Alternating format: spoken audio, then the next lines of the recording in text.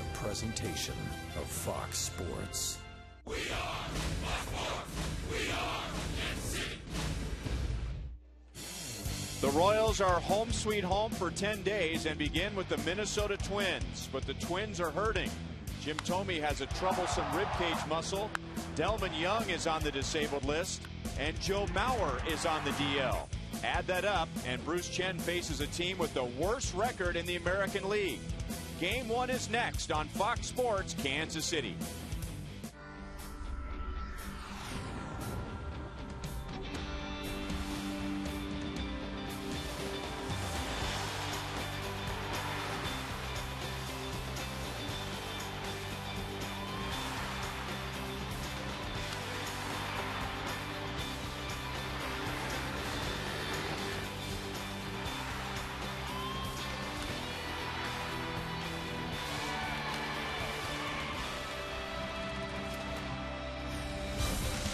It was a long and painful road trip, but the Royals are home for 10 days, and they will begin tonight with a 3-game series against the Minnesota Twins. Hi, everyone. Welcome back to Kauffman Stadium. I'm Ryan Lefevre with Royals Hall of Famer Frank White. And before the 0-6 road trip, the Royals had a winning homestand, and it was led by good starting pitching. Unfortunately, however, that did not carry into Texas and Cleveland. Well, you're right, Ryan. That was really the first real bad bump for the starting pitching for the Royals. And if you look at that last road trip, the home runs really stood out. But I think if they can improve that opponent's batting average against, which is at 397, I think they'll have a chance to rebound. The pitching staff will be facing a Twins lineup that is missing some big names, but they'll still have to deal with Justin Morneau. Well, he's always that one guy in the lineup. Even though he hasn't been as healthy in the past, he's the one guy that they can't really afford to let beat him. Justin Morneau has not been on the disabled list, but he's been out for several games because of the flu. Now look at the significant names and the games that they have missed this year because of injuries. Mauer and Delman Young are on the disabled list, and so is their new second baseman, Tsuyoshi Nishioka. How about that, Frank? First try. He's out with a broken leg. They will be facing Bruce Chen, who's coming off his first loss of the year. Bruce was 1-1 against Minnesota last season, but his ERA was over 8. We'll talk about how he might do tonight when we come back.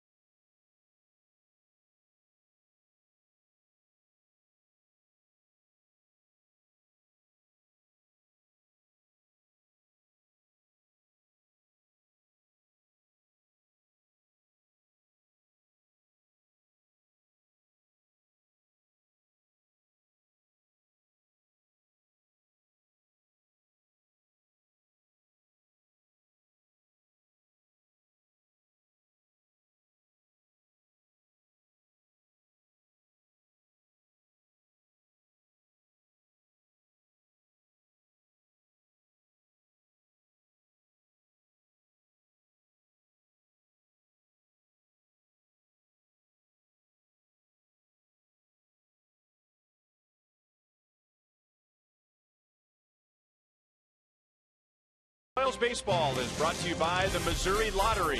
When you play, students win. And by Southwest Airlines' new Rapid Rewards. Unlimited reward seats and no blackout dates. Not only are the Royals happy to be home, but they're happy to have some nice weather with temperatures getting up into the low 80s today. The parking lot will be packed with Royals fans and Twins fans. And here's Minnesota's lineup tonight, presented by Southwest Airlines, with some big names missing, Frank, but there are also some big names still in the lineup. Well, Bruce will definitely have to worry about that middle with Jason Kubel, Justin Marno, and Michael Kadire. These guys are proven big league players. And what do you think Bruce has to do tonight against this Minnesota team that has really struggled offensively? Well, just go back to and make some adjustments that he didn't make in his last start. He's going to have to get the ball down. I'd like to see him use his fastball inside a little bit more, and that would make his changeup a way more effective. Here's the defense behind him tonight, presented by Ram Trucks. Alex Gordon, after playing first, goes back to left field tonight. Melky Cabrera back to center. Chris Getz back to second. Keila Kaihue will be back at first base. And Bruce Chen, more than any other Royals pitcher, has had great defense behind him this year, with Alcides Escobar leading the way. The Royals are hoping for good defense tonight against the Minnesota Twins. And the first pitch is next.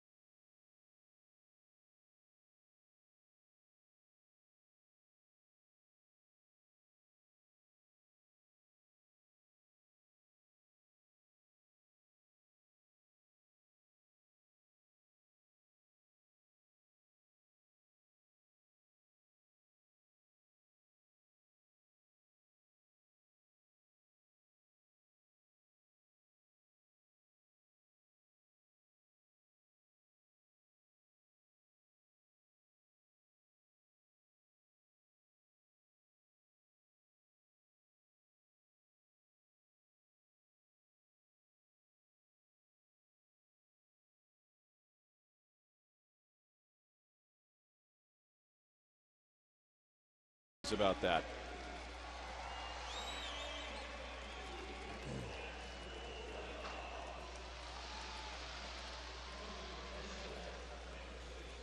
Royals baseball comes to you from Kauffman Stadium in high definition, brought to you by Time Warner Cable, where HD is free with digital cable. And we are ready to go. Bruce Chen just standing on the rubber and waiting for Delman Young to step in.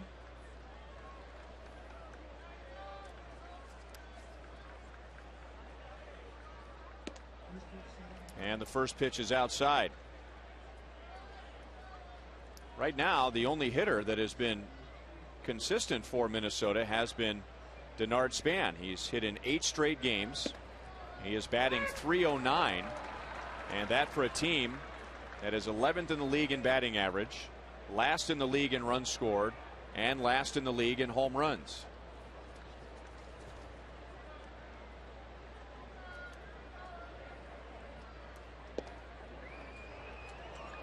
Two balls, one strike.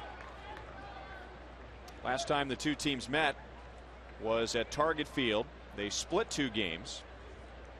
And Denard Span had 5 hits and 9 at-bats. 3 balls, 1 strike. You know, the Twins, as bad as things are going for them right now, from an offensive standpoint, when you look at Denard Span, Jason Kubel, Marneau, Kadire, you know, those guys are still formidable hitters, and that gives them still a good, strong middle, even without Myra in the lineup. So Span down to first base. And Bruce Chen will deal to AT KCA. Royals had, for the most part, very good weather on the road trip, with the exception of yesterday. 73 degrees at first pitch tonight. Game started at 7:09. Time and temp brought to you by the parking spot. Easy to spot, easy to park. The parking spot at KCI.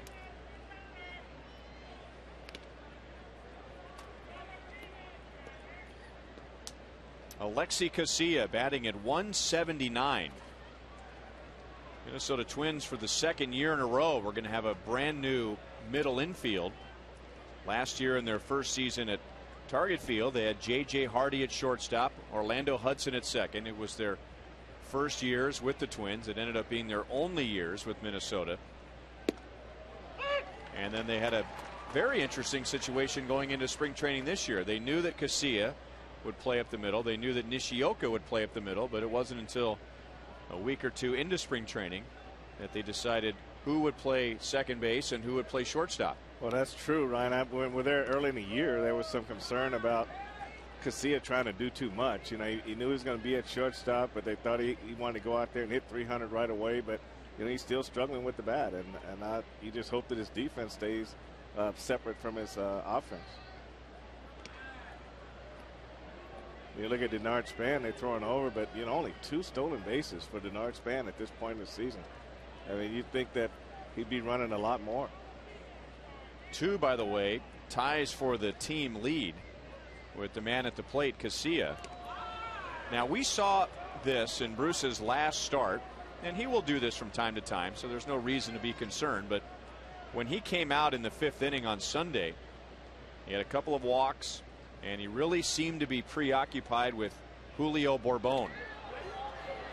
First when Bourbon was at first base, and then he went to second and continued to spin and look towards second base, and that may have been the final red flag for Ned Yost, because after a series of throws to second base, Ned went to the bullpen.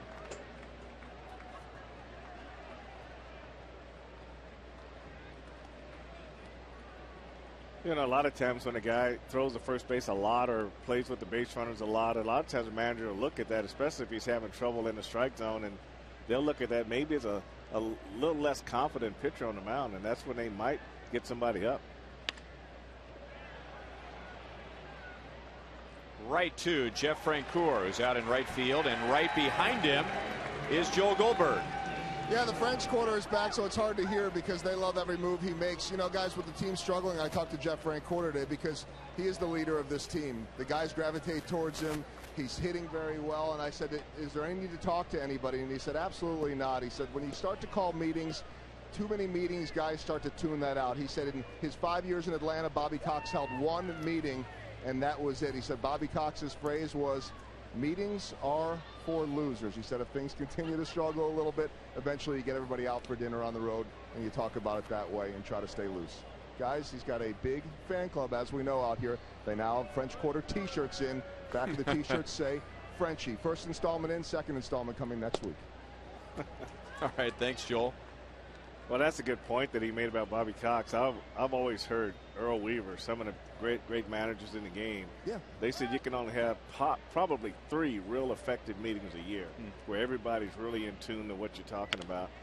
And I think that some of the previous managers here, it's almost like a meeting every day. But you just got to let players kind of work things out. They kind of know what's going on. They'll get together. They'll figure it out. And if your players are good enough, they'll turn things around. I don't know who said it first. Winners win, losers meet. Right? That's about the size of it.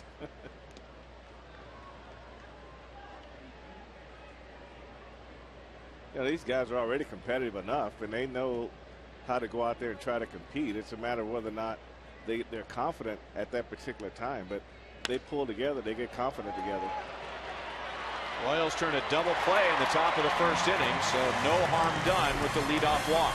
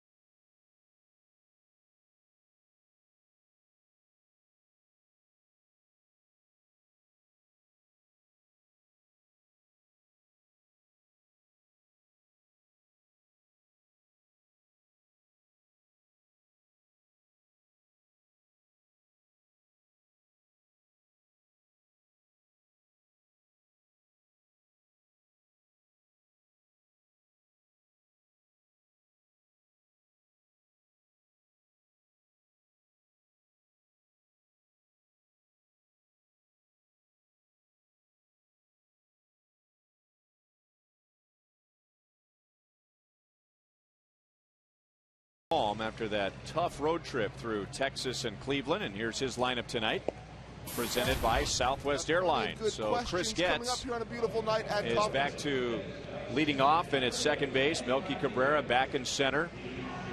Keila Kaihue, after getting a couple of games off in Cleveland, is back at first base. Brian Pena behind the plate for Bruce Chen, and they'll be facing Scott Baker.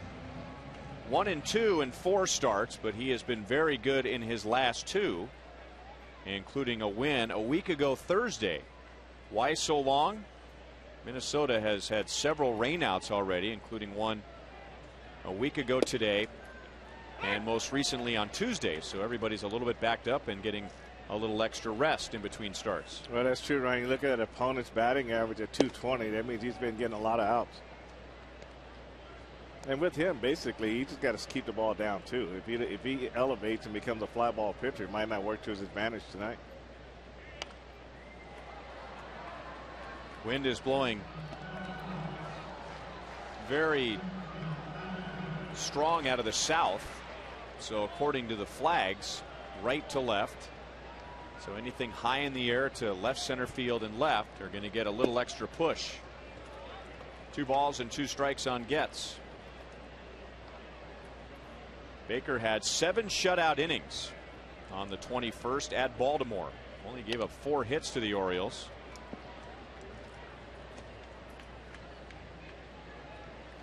Like many of his teammates, Baker slow out of the gate. 6.55 ERA in his first 2 starts, but then only 1 earned run in his last 14 innings over his last 2 starts. Still 2-2 on Getz.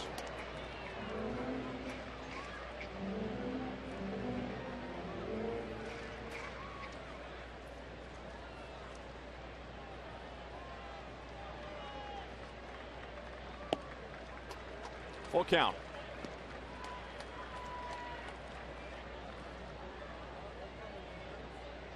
Royals did not see Scott Baker when they were in Minnesota in the middle of April. He is 8-4 in his career against the Royals, and one of his most memorable starts of his entire career came against the Royals back in 2007 when he took a perfect game into the 9th inning. He walked John Buck to lead off the inning, so that was the end of the perfect game. And then Mike Sweeney, who was coming off the DL, he hadn't had an at-bat in 3 months, and he singled to end the no-hit bid. Baker still won the game, and that was his first major league shutout.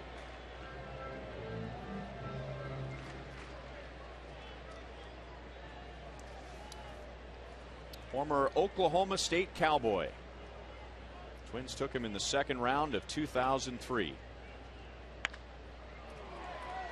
Popped up, very shallow center field, and KCA calls off Hughes and makes the catch. It's a 10-pitch at bat for Chris Getz. Minnesota defensively presented by Ram Trucks. Rene Tosoni made his major league debut yesterday. He's in left with Delman Young on the disabled list.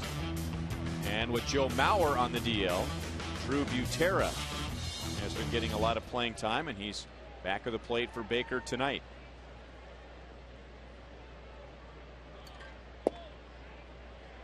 A strike to Melky Cabrera.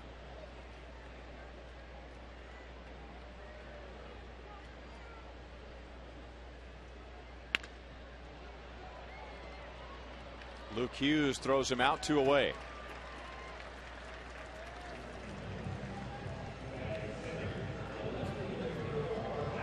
We're going to track this ball here, Ryan. He tracks it right to the outer half, but you see how his front side, right at the right hip, had opened up real fast, and when the ball's away, all they can do right there is roll over and pull this ball. You see how the top hand came over and ground ball to second base.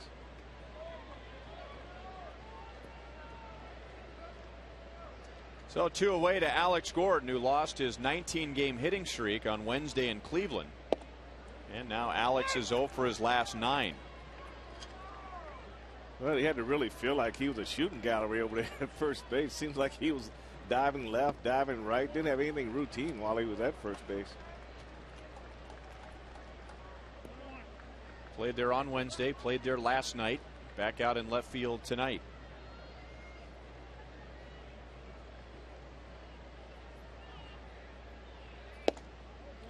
It was a good time for Ned Yost to put Chris Getz and Keila Kaihue back in the lineup, trying to get as many left-hand bats in there against Scott Baker.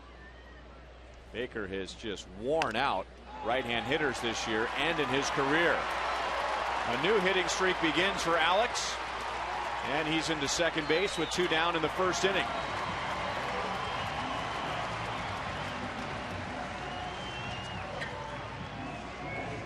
You know, sometimes the pitches stay one-sided when the ball or outside, the previous pitch was outside, as number 3 shows.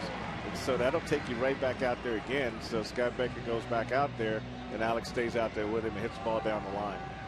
So you just take a look at the top hand. See how it stays under the ball, going through the swing, then it rolls over. That's a perfect level swing right there, and he stayed on that pitch really well.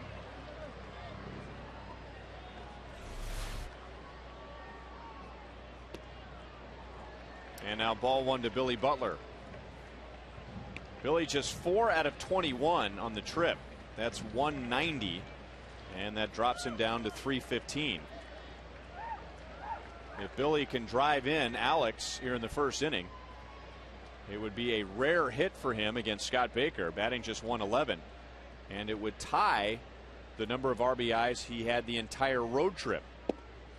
So the Royals starting pitchers had their problems, Frank, but then again, the Rangers and the Indians did a good job of keeping Alex Gordon and Billy Butler to a combined 2 RBIs. Well, you keep that mental down, you're definitely going to have a chance to win the ball game. I talked to Billy before the game, and he felt he was trying to do too much. He wasn't really picking the ball up as well as he wanted to. But a lot of times it goes back to getting that front foot down. You get that foot down, your head still, and you can recognize what you're swinging at.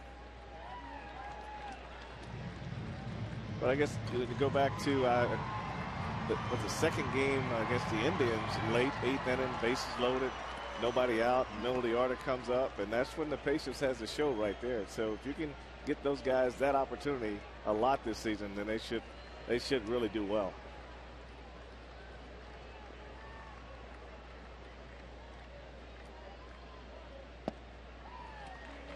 Three balls, 1 strike. I asked Billy about his numbers against Baker, and he knows he hasn't done well against Baker, but pointed out that it is not a matchup that has been without some lineouts, that he's hit some balls hard, just hasn't gotten his share of hits. But he did say that what makes Baker so tough on right-hand batters, his fastball is very deceptive. Now he walks, and the Royals have 2 on for Jeff Francoeur. So what Billy means by that is that Baker's fastball will be upper 80s, lower 90s, but the way the ball jumps on the hitter, it seems faster than that. And I guess a hitter goes to the plate thinking 88 to 91, and you have preconceived notion in your mind what it should look like. And Baker, a little bit like Joakim Soria, where that the way it looks doesn't necessarily match the radar reading. Right. It depends on the arm swing. If he's the guy that short arms it, it's going to seem like it's getting there quicker. And he's one of those guys that may have a little late life on his fastball, a little late movement that you can't see from the side.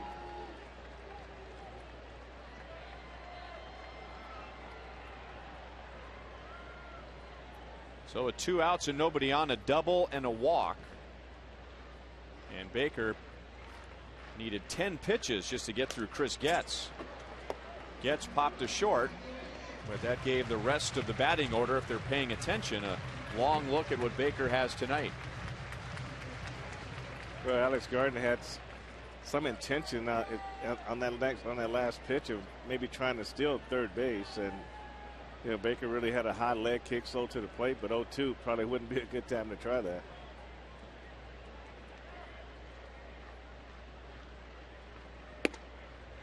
Francoeur thought about it. 1 ball, 2 strikes, working with a brand new career best hitting streak, 17 in a row. He previously had a 16-game hitting streak in 2006, and now that is the longest current streak in the American League. He had by far the best road trip of all the Royals, hitting .333, 4 doubles, and 2 home runs.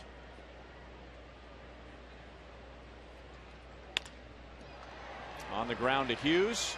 He'll play it to first, and the Royals strand 2 in the first against Baker.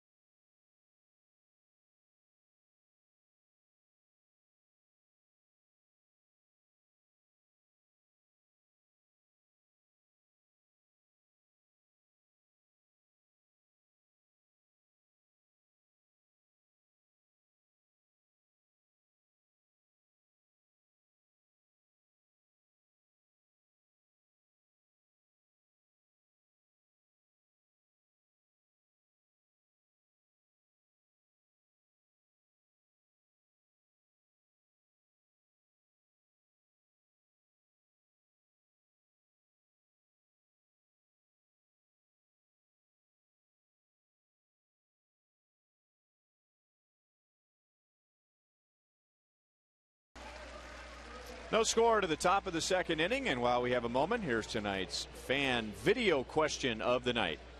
Frank White, this is Willie Carter from Kansas City, Missouri. This is my family. I'd like to ask you a question.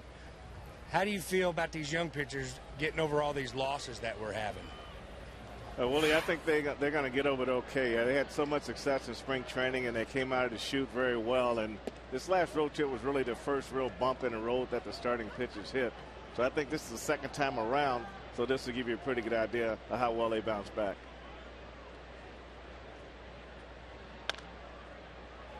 One and one on Justin Morneau, and the homestand prior to the road trip, the Royals went 5-3, and the rotation was a strength. Their collective ERA was 2.81 against Seattle and Cleveland.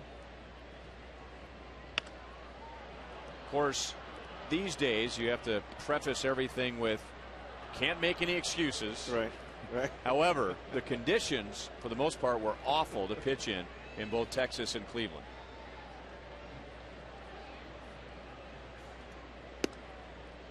Two and two on Morneau. I think this last road trip, it not only was a shadow over the starting pitchers in terms of how they were kind of beat up in this last road trip, but it also stretched the bullpen a little bit, so those guys were able to feel the pressure coming in the fourth inning and in the fifth inning, and they had a lot more innings to cover. So they really had the guys like Collins and they had even Adcock got some innings in, and he looked very impressive in his innings. Broke his bat. Alex first went back, and now he turns it into a diving play.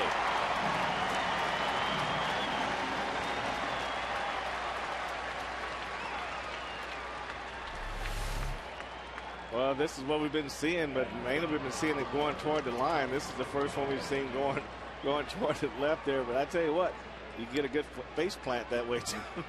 You got to make sure you keep that head up. But when you dive forward, that's the only danger right there. You can't control that whiplash there, and you just got to keep it off your nose.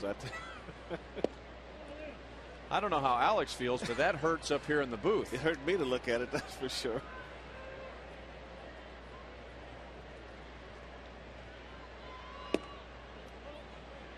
Two 2-0 on Michael Kadire, who has a 14-game hitting streak against the Royals.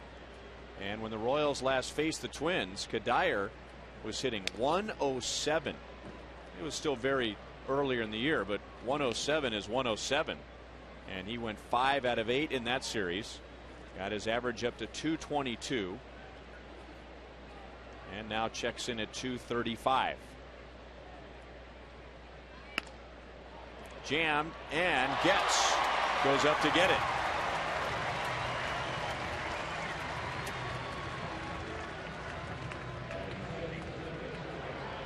Well, sometimes as a second baseman, this can be a tough ball here. There's a big swing. You think it's hit hard.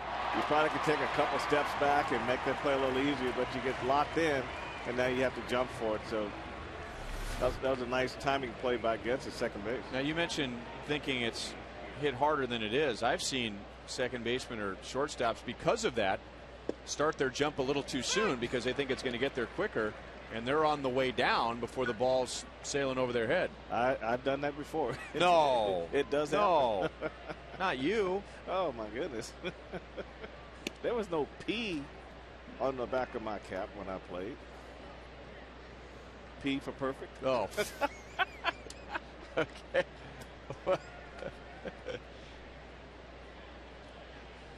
You know, guys will do whatever they need to do for, good luck.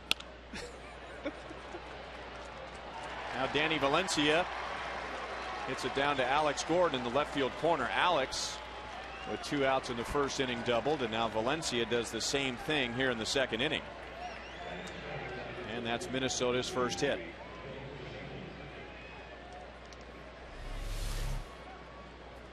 You can see this pitch is up. This is not typically where Bruce Chen wants to pitch, Ryan. He wants to get that ball down underneath the swing. That one stayed up, and Valencia was able to guide it down the left field line. Alex does a good job of playing this ball in the corner.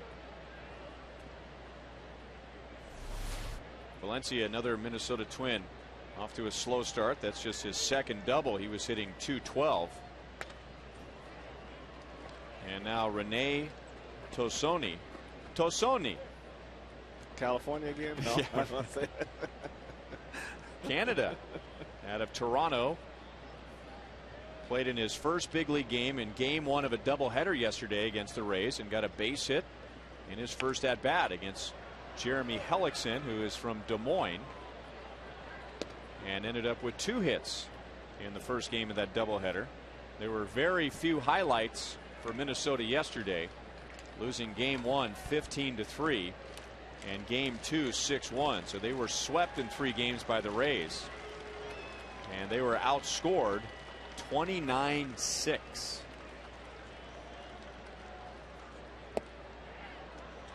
One ball, 2 strikes. I think when you're not playing well and a team comes in and scores 15 runs on you, it's not unusual for one of your veteran guys to question how hard the team is playing. And usually between games of a doubleheader, you have a little meeting and say, hey guys, we need to turn it up a notch. Well, apparently that's exactly what Michael Kadire did yesterday after game 1 of the doubleheader. And I remember in '77 it happened to us in Chicago, and we called it a meeting in between games of a doubleheader, and it helped us. It's got us going in the right direction. So far, it hasn't shown in the one-loss column for the Twins. Bruce Chen was skipping to the dugout, thinking he had struck out Tassoni. He didn't get the call. Well, you know, you look at that. You look at the body action of Brian Payton. I tell you that pitch is outside because he slid his whole body to the outside, and the pitch went right with him.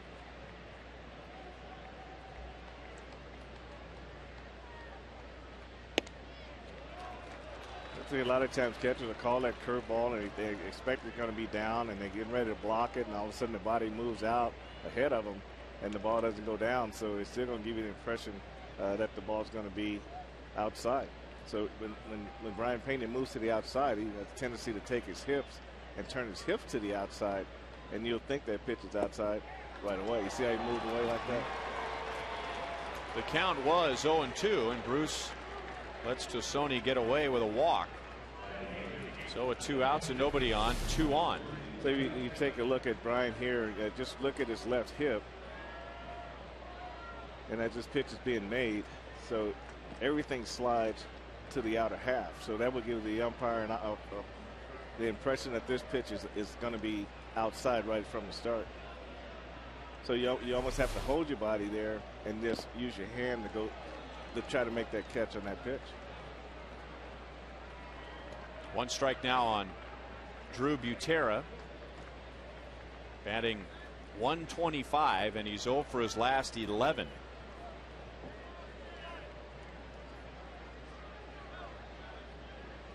With 2 outs, Valencia doubled. Tassoni walked.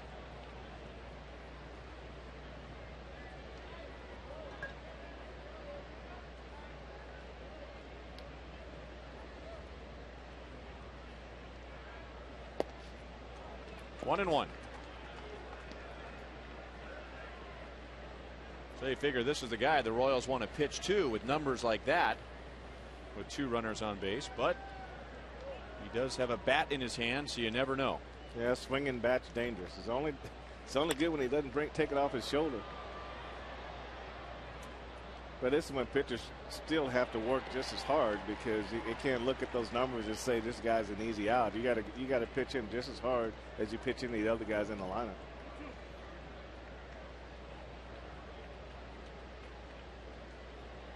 Now, this situation here with the count 1-2, Bruce can actually try to throw something down in the dirt, a changeup going away, or try to spike his curveball in the dirt, and he can actually go for the strikeout here. It's tying away, 2 balls, 2 strikes.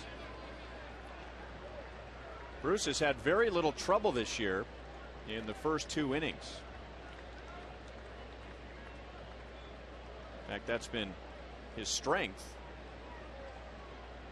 ERA under 1, opponents hitting under 120 in the first 2 innings, and then second time through the order the opposing teams have been making the adjustment.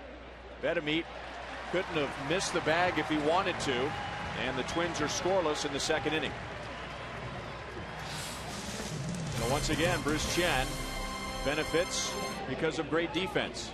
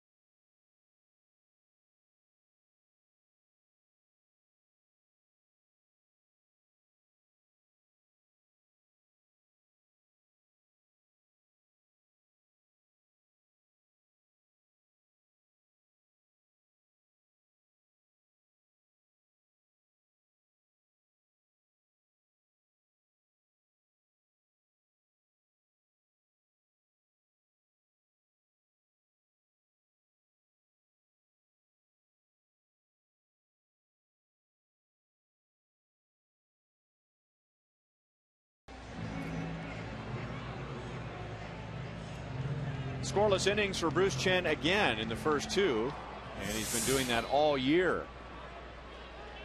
Speaking of Bruce, in tonight's You Call It, presented by Sprint, how many wins do you think Bruce will have this year? 12 last year. So will he have 10? Will he match last year, or will he surpass last year? 14 wins, or maybe 15 or more. He is 3-1 entering tonight, and this is start number 6. Text 432-432. The keyword is Royals. A space. A for 10. B for 12. C for 14. D 15 or more. And when you send in your text tonight, you'll get a bounce back text message, which will give you instructions on how you can register to win a suite here at Kauffman Stadium for you and 11 guests. 1 ball and 2 strikes on Wilson Betemit. I think I'm going to stay with what he did last year, Ryan. I think I'm going to stay with 12.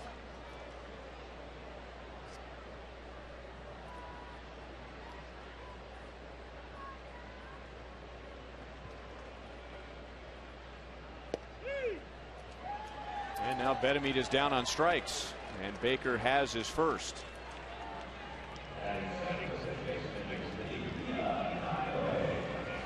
Final game of this series is on Sunday at 1:10. It's also Faith and Family Day, hosted by KCTV5's chief meteorologist Katie Horner. It will include a speech by Jim Morris, the inspiration for the popular Disney movie The Rookie, as well as speeches by Royals executives and players. Kila Kaihue got a couple of games off in Cleveland on Wednesday night and last night. So with a refreshed body and a refreshed mind, he's in there against Scott Baker. Kila hit .353 against Minnesota last year with 3 of his 8 home runs.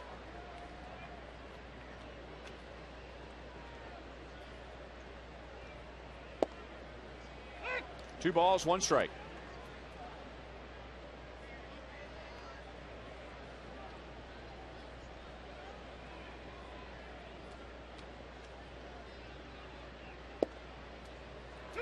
Two and two. Let's go back to the strikeout pitch from Baker to Betemit.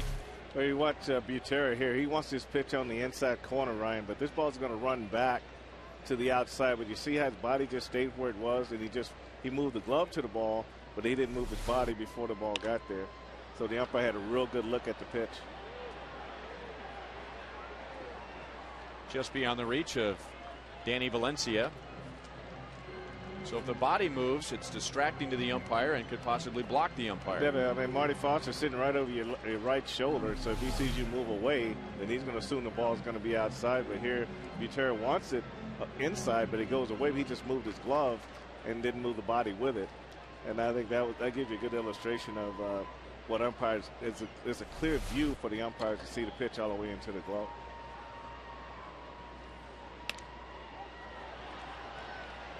Valencia should catch up to this one, and he does. There are 2 down in the second inning.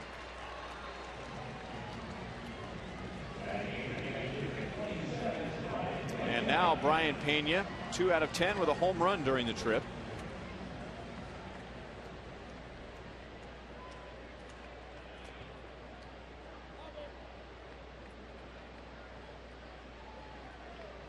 He has faced Scott Baker 3 times, 1 hit, and that hit was a home run.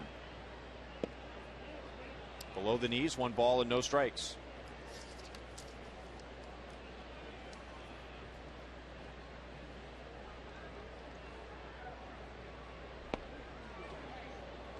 Two and 0. Got a piece of home plate umpire Marty Foster. So in respect of the umpire, Drew Butera, he doesn't have anything to say to Scott Baker, but you just go out there and talk to him and give Foster a chance to walk it off. Yeah, Marty's got those steel-toed boots or shoes, if you want to refer to it like that. But if it gets on the side or on that toe, that's the part that's exposed. Right on the front toe, I would imagine where that pitch hit him.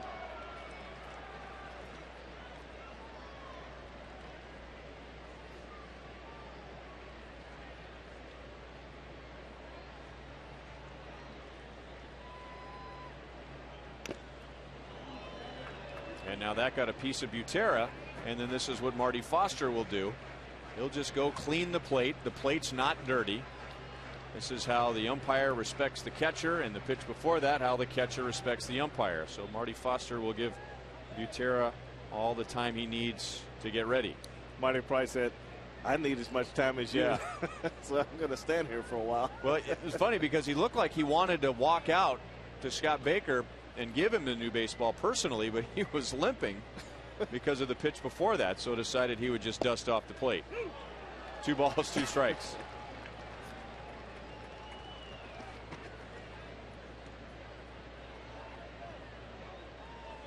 And Brian Pena standing at the plate. He knows all about that. Oh, definitely.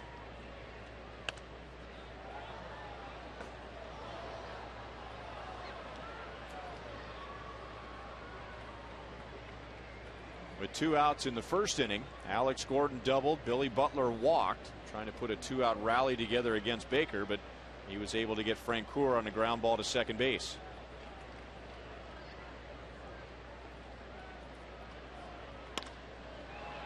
Into left field. Tassoni is back and makes the catch. Baker gets the Royals in order in the second.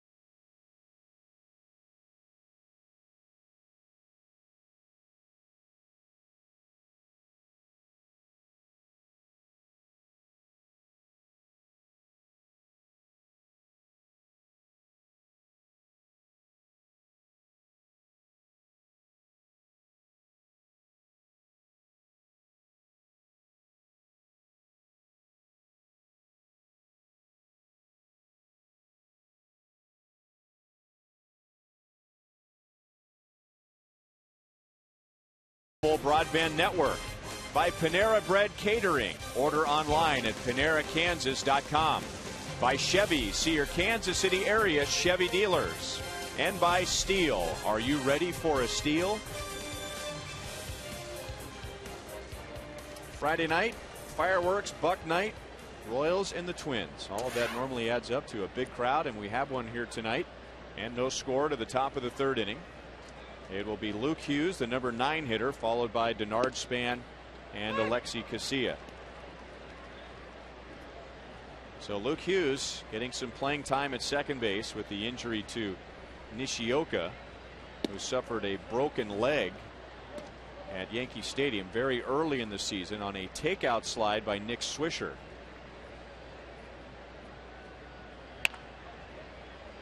Off the end of the bat. And an easy play for Escobar, 1 away. Tonight is another Email the Booth night presented by Car Soup. Go to carsoup.com/Royals. Once you're there, you'll be asked to fill in your zip code, and from there to another page, and you can submit your question. And Joel is standing by in his suite going through those questions tonight. And we still have some leftover ones from the other day, too. I've been trying to answer some of them on the pregame we shows. don't do the leftovers, do we? Leftovers are always good. Yeah. As long as they're not left over for like a week, then they kind of get stale, right? This one actually we did answer the other day, but I thought a lot of people would want to hear it again. We didn't do it during the game, but it was from Dan Holmes in Olathe, Kansas. How has Billy Butler avoided grounding out as much as he did last year? And I think what he's saying is double plays. Last year through this time, I think he had 8 or 9 of them, and he only has 1 so far this year, and that was because Bob Dutton jinxed him from the newspaper. But actually, talking to Kevin Seitzer about it, and he said that a lot of that has to do with the fact that he's batting fourth. He's got Alex Gordon in front of him, fly ball hitter. Alex has hit a lot of doubles, and Billy it's no change in the swing, but Billy has been up in a lot fewer circumstances with a runner on first base and less than 2 outs. So good circumstances for Billy, and Ned Yost putting him in the right spot. Alex Gordon third, Billy Butler fourth.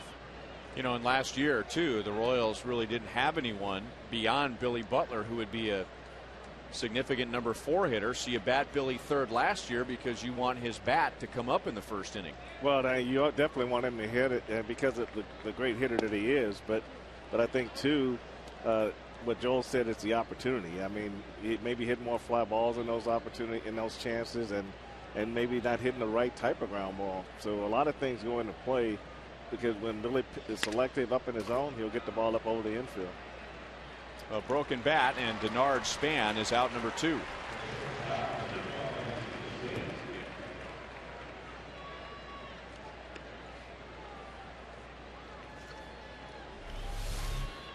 Now take a look at this pitch here. This is where Bruce has to stay against left-handed hitters. I mean, this ball it's off the plate a little bit, but that's how he has to pitch. He's got to pitch 1 ball, maybe sometimes 2 balls off the plate, and hopefully the umpire gives it to him. Bunted foul by KCA. And getting back to the Billy Butler double play deal, you know, obviously that's a negative statistic, grounding into double plays, but you have to be a hitter that hits the ball hard on the ground, and normally up the middle. And I remember last year we went through the leaders. Yeah. And he's not among the leaders this year, but as we're approaching May the 1st, here are the leaders this year in grounding into double plays, and you point out the first bad player. Torrey Hunter, Howie Kendrick, Michael Young, Elvis Andrus, Robinson Cano. Well, Andrus is a surprise. Because of his speed. Because of his speed. But Cano and those guys, yeah, they're guys that drive the ball, and they're guys that usually, you know, just historically, it's always been your 4th place hitter, your 5th place hitter. Because the one thing most of them lack is speed.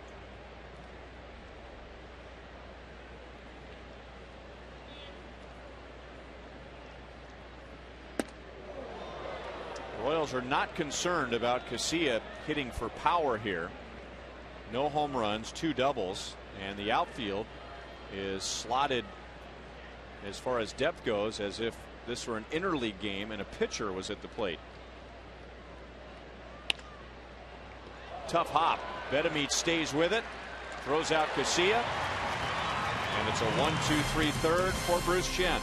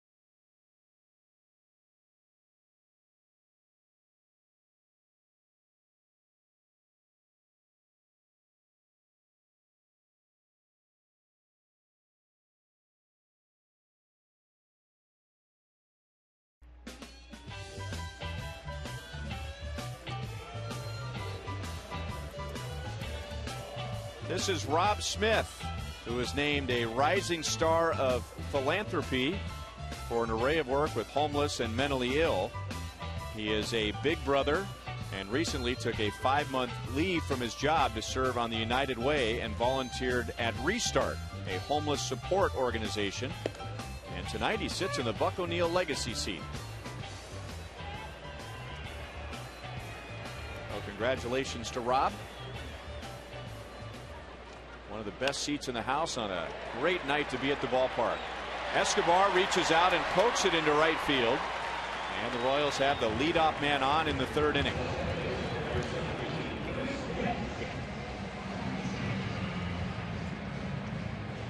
Before the inning began, Bert Blyleven, longtime Minnesota Twins broadcaster, longtime big league pitcher, sitting beside Dick Bramer, was recognized by Kauffman Stadium and the fans here tonight. He will be inducted into the Hall of Fame this summer. 287 career wins, and a popular part of the Twins telecast for years is something called Circle Me Bert, where fans will bring signs asking Bert to circle them with the telestrator, and appropriately we just did that to him. And on the Kauffman Stadium Crown Vision, they circled him as well. I talked to him. He said he'd be going up shortly for the rehearsal, and he said, I guarantee you one thing, my speech will not be long.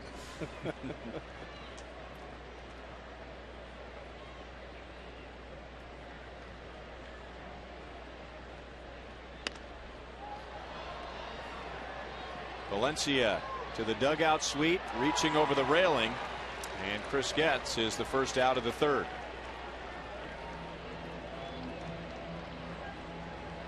Well, I can tell you this, having worked several games with Bert Blyleven a long time ago, there is never, ever a dull moment. No, he'll pop in here real quick, too, sometimes. You never know where he's going to show up. As we were taping the beginning of the broadcast tonight, when we first come on the air, he popped his head in right as we were getting started. Hey, you guys on television or something? Well, at least he's a booth over.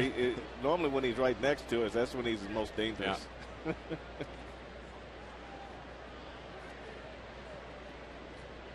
Actually, we've got Joel protecting us from Bert's booth. He's 2 booths down.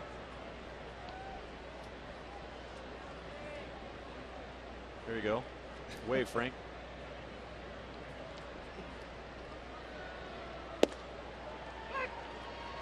Strike 1 to Melky Cabrera. Out on a ground ball to second base. First time up. Now Melky 0 for his last 9.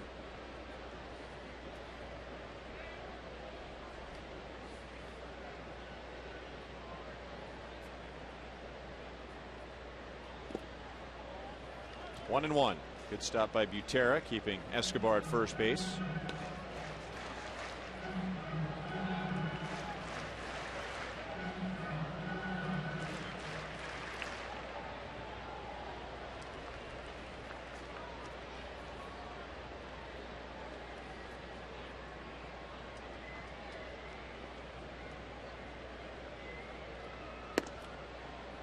Twins thought that Escobar might take off. In fact, Escobar flinched toward second base, but decided to stay put. 2 balls and 1 strike. They did a real good job of reading that quick pitch to the plate, the little slide step. A lot of base runners that treat that as a pitch out. Good reaction to that pitch.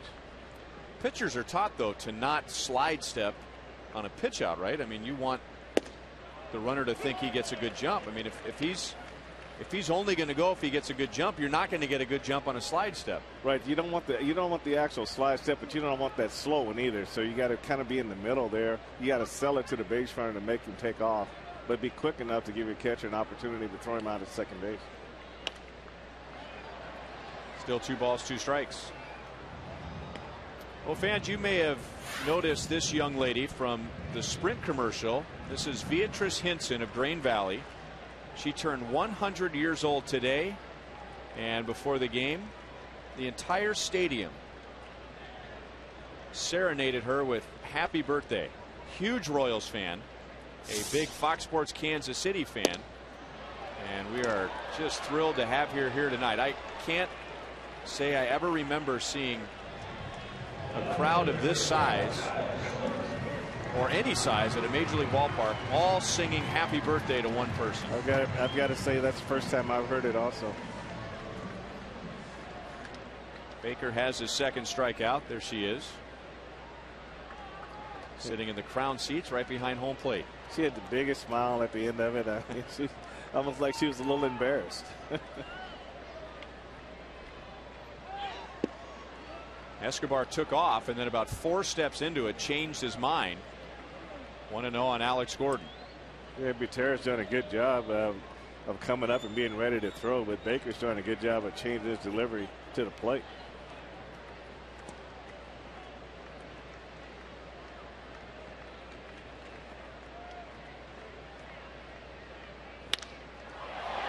Center field, back goes Span, at the track, at the wall, with very little room to spare, and Alex came that close to hitting his second home run of the year. Happy birthday, Beatrice. We played 3 with no score.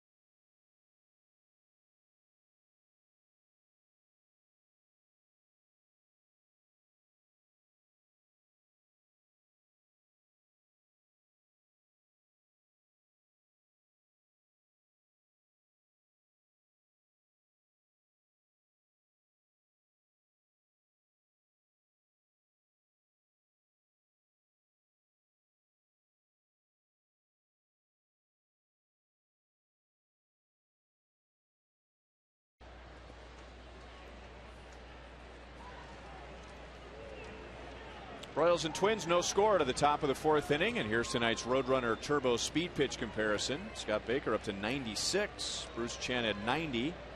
Now fast is even faster. Double your speed with Roadrunner Turbo.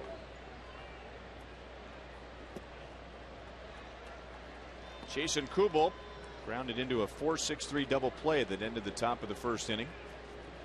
Speaking of double plays that are a result of hitting the ball hard and hitting it up the middle, Kubel hit it right on the nose, but right to Chris Getz. In game 2 of their day-night doubleheader last night, Jason Kubel lost a 10-game hitting streak.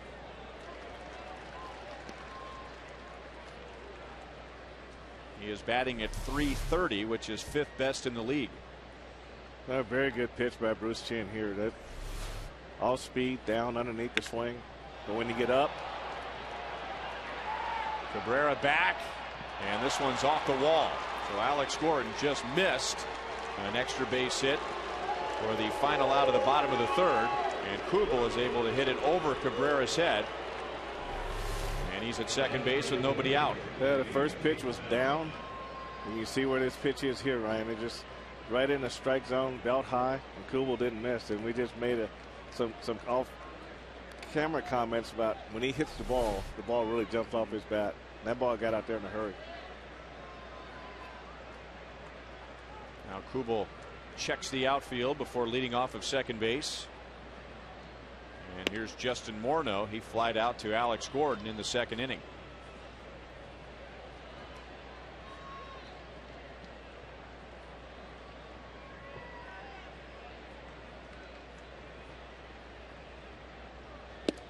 Morneau is wearing a version of a helmet that we have seen in spring training games because some of the minor leaguers are wearing them. More padding around the ears and around the head. What's different about this helmet is that there is no ear flap on the left side. There are very few big league hitters that wear a double ear flap helmet, but in the minor leagues that's a style of helmet that a lot of guys are wearing, trying to cut down on concussions, and a concussion wiped out half of Justin Morneau's season last year. 2-2. It wiped out half of a very good season. He was named the starter at first base in the American League for the All-Star game, but was injured right before the All-Star game, wasn't able to participate. In fact, he never played again. Bruce has his first strikeout, and it comes at a good time with a runner at second base and Morneau at the plate. One down. Well, you can see Justin Morneau really pull off with his pitch. You look at his lower half. I was looking to pull, and this pitch goes down and away, and he did an effort to reach for it, but you just can't do anything with a pitch like that. Perfect pitch from Bruce Chen. He just wants his right hip go out. Good reception, good location. Now Kadire fouls it near the Royals dugout. He lined out to second base his first time up.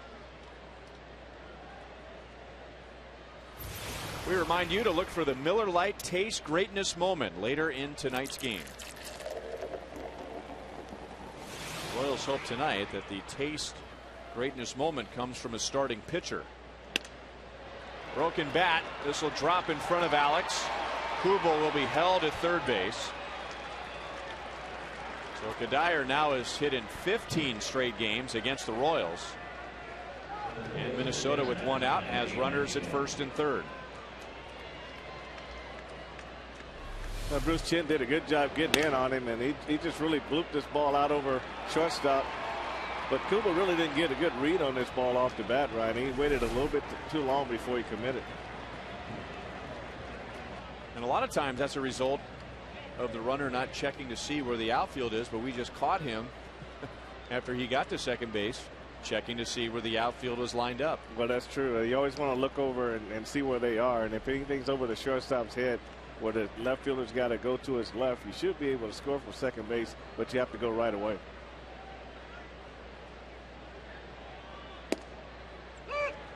On the outside, and a strike to Valencia.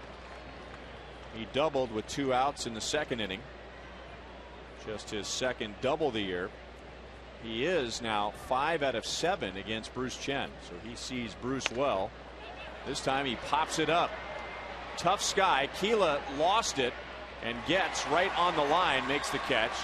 Kubel bluffs a tag at third base.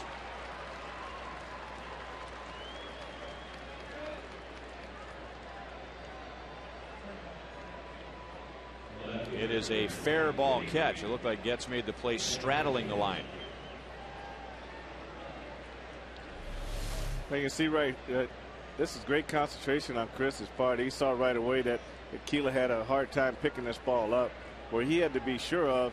He had to be sure that Kubel was going to come down from third, because if he just takes it and throws it right away, now Kadire can tag and go to second base. So that was a heads-up play by Chris Getz.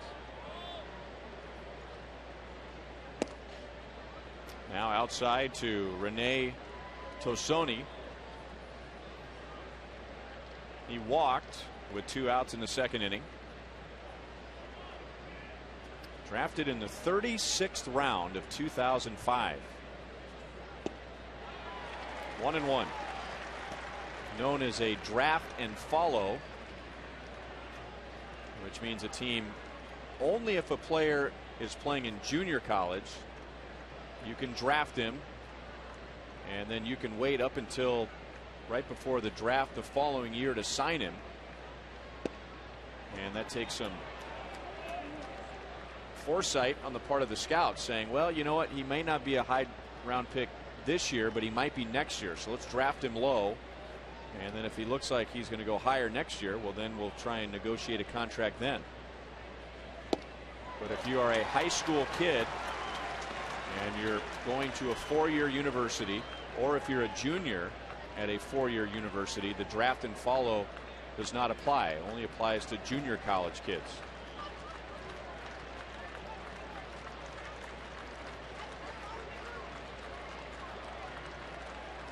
Kadire runs, and Pena won't bother with him.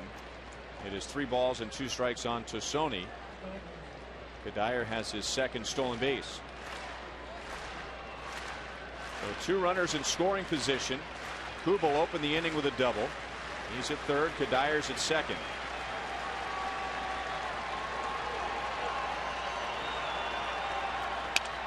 A broken bat. Escobar charges, throws on the run, and Bruce and the Royals are out of the 4th inning.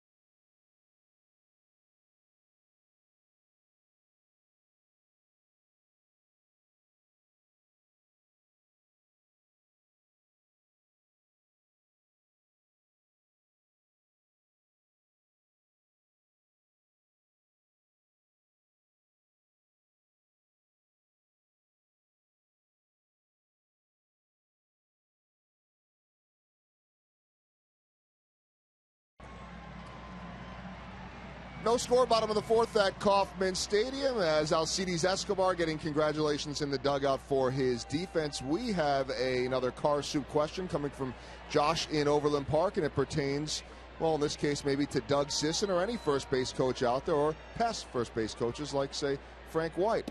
He says, I always see the first base coach out there with a stopwatch. Exactly what is he doing? Mr. Frank White, sir. The first base coach, he's just timing the pitcher's delivery to home plate. And he's just hoping that can give his base runner an opportunity to steal second base. He also has a pen clipped to his jersey. What's the pen for? Sometimes they keep a little notepad in their back pocket. In between innings, they go in and write down what the times are. They really take the times from first base, the slide step time, the regular time. And then even when they get the runner to get to second base, there's time from the mound to home plate with a runner on second base. Well, he is the Royals' outfield coach, in addition to first base coach and base running coach. And he will be thrilled to see tonight's Toyota League leaders. Here is where the Royals lead the American League as far as outfield statistics. Batting average, slugging percentage, extra base hits, runs scored, and outfield assists. Now, he's more responsible for that last category, being the defensive outfield coach. Kevin Seitzer deserves a lot of the credit for the first 4 categories, but all in all, it's been an excellent year so far for the Royals, both offensively and defensively in the outfield. Well, that's true, and that run scored could be a lot of time attributed to the new base running attitude that he brought to the club this year.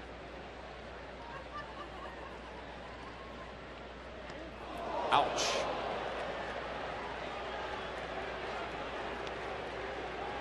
So Scott Baker gives the Royals a base runner with 1 out in the 4th inning.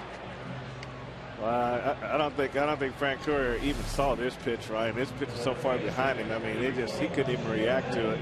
Almost like he didn't pick it up at all. I mean, watch it right here, right in the middle of the back.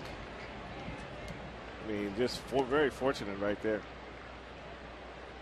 I mean, he hit that right on that shoulder blade. That doesn't feel very good at all.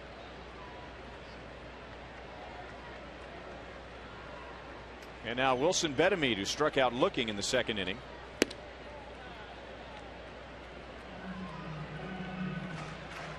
And now Butera, a little concerned after Baker has missed badly with his last 2 pitches. So Baker now has not allowed more than a run in his last 17 and a third innings. 1 run in his last 17 and a third, covering his last 3 starts. Royals have 2 hits, a walk, and a hit batter tonight, as Betemede hits it in the air to left field. And Tosoni is there for out number 2.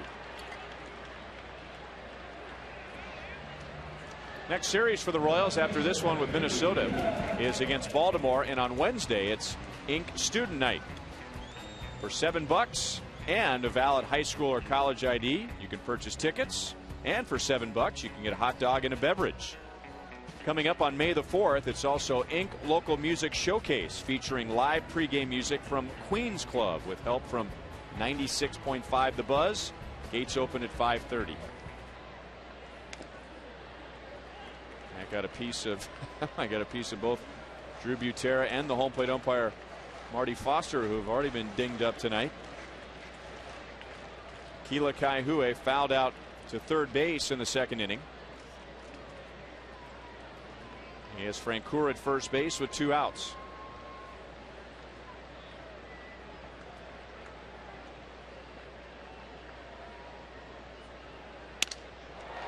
Into right field, well hit. Francoeur will stop at second base. And Kila, even though he's batting right around 180, he has hit safely in 5 straight games. And the Royals have 2 on with 2 out. Well, that was a real nice short swing he had on this pitch right in middle. Just nice quick swing. Didn't get that long loopy swing, and that's what caused him to pop up a lot of times. We see as he stays back on his backside, and just watch the path of the bat. And if that right elbow comes straight down to the ball, and there it is right there. So no loop in the bat at all. Just nice quick path. Short. He's shortened. What Kevin Seitz would say, just shorten the swing and get you to the ball faster. 0-1 now on Brian Pena. Royals trying to get the game's first lead, and they have not led. Well, really, they haven't led in a game, even if you consider the walk-off on Thursday. I mean, as soon as they had the lead, the game was over. So they haven't played with the lead since a week ago Wednesday. If you add in what they've done tonight, the Royals have had 1 lead in the last 69 innings.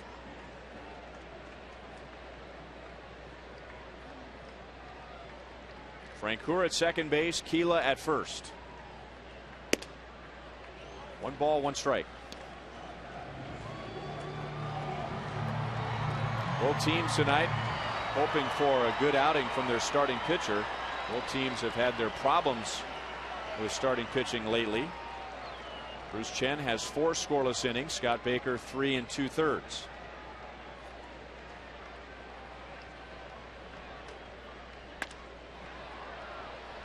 One and 2.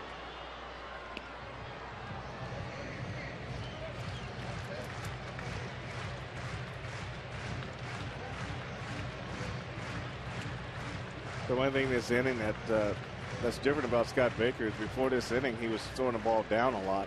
Now he's getting the ball up more, and I mean, that's a concern probably that he has. He's probably wanting how to make this correction. So everything in this inning has been up.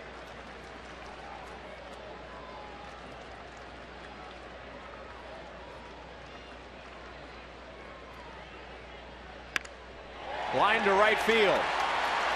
Kubel has it on 1 hop. Francoeur to the plate, and the throw is on line. And Butera able to get out of the way and avoid a collision. So at the end of 4, no score.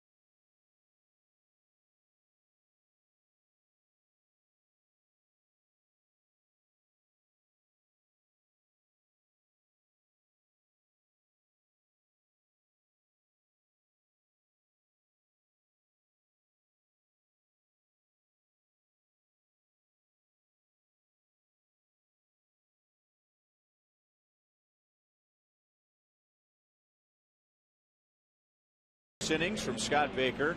And the Royals, they really needed this after the road trip. They have 4 scoreless innings from Bruce Chen. Well, and that's a good bounce back for Bruce Chen. The game is scoreless on his part. He made some adjustments when he had to. And the Royals missed a great opportunity right there to get on the board first. But he's keeping them right where they need to be. And we just talked, this is a typical game of 2 teams that have been struggling to score runs. And more times than not, you're going to send the runner with 2 outs on a base hit to the outfield. But when you're not scoring a lot of runs recently, you're going to gamble even more. I think so. With 2 outs, you can force the issue right there because Kubel had to go to his right and throw back across. And he made a great throw. But I think that with 2 outs and Escobar coming up, who's been struggling a little bit, you can gamble right there.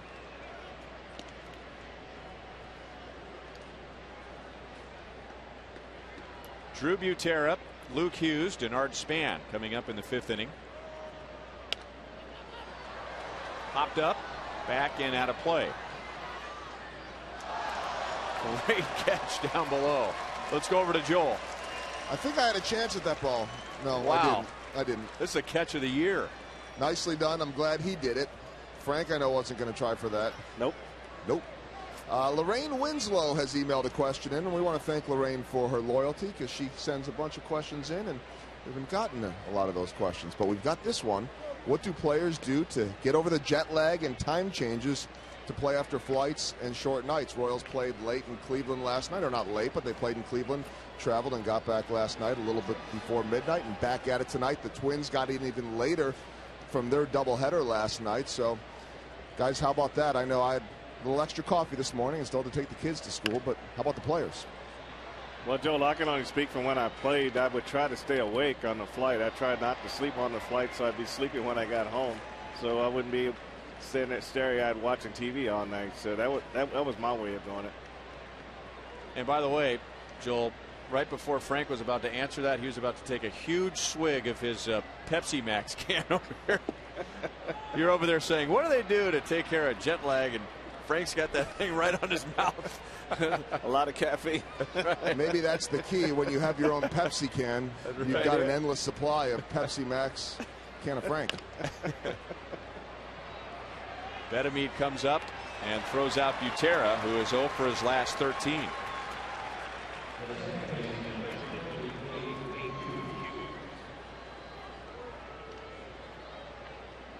You know, there are times when we get in very late because of a night game and then traveling. The other alternative is to do what AAA teams will do, and that is get the first flight out the next morning, which is right around 6 or 6:30. And typically the guys at Omaha on a travel day, you're looking at a 4 or 4:30 a.m. wake up call after a night game and making a trip to the next city, which will involve at least one connection. Well, we did that in Wichita, and I said, okay, no more of this. so we took buses the rest of the way, because if you get through with the game, you're on the bus at right around midnight, you sleep an hour into the trip, and by the time you wake up, you're there.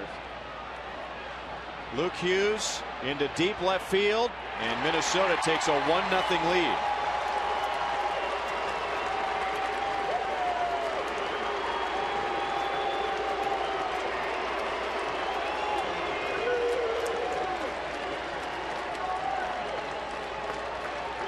That is the second major league home run for Luke Hughes. His first was in his first major league at bat. Well, you see what this pitch is. It's right in the center of the plate, up. And when you're not a power pitcher, this is at 84 miles an hour. They had a chance to get extended on it and drove it into left field seats.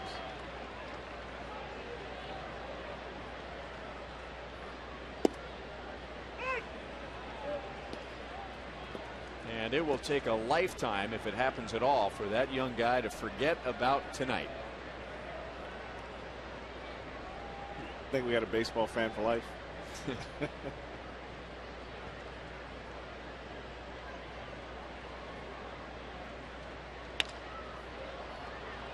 Right at Alex Gordon in left field. So Denard Span, who has an 8-game hitting streak, is 0 for 2 tonight.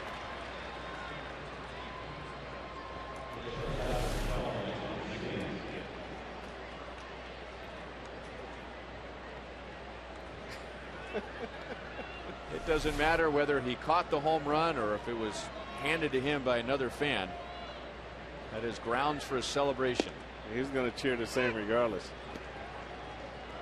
And that guy's a good guy the rest of the night. Oh, you think she wanted the ball? She was sitting next to him when he caught the home run ball, but as soon as he gave it to the little boy, she decided she needed a little space to find herself.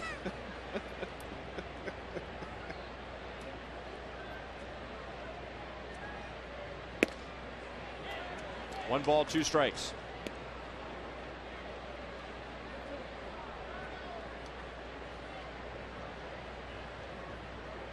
So Bruce gives up his 7th home run of the year.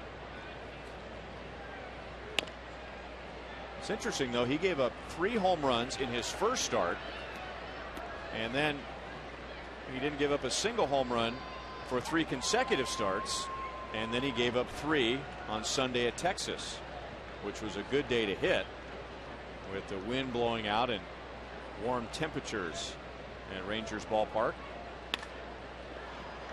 Right center field, slicing back into Francoeur, and that's the inning. Luke Hughes puts Minnesota in front 1-0.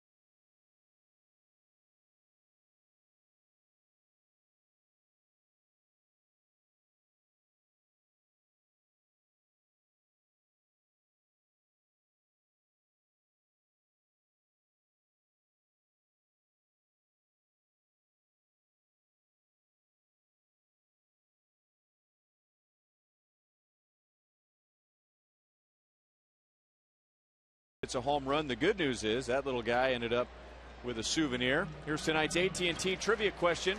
Who was the last Royals lefty to win 4 games in the month of April? Bruce Chen is trying to add his name to that list. He is 3-1.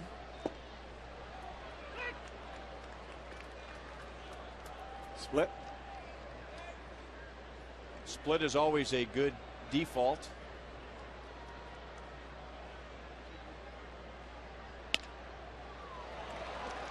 KCA runs to the right side of second base and gives Alcides Escobar a taste of his own medicine.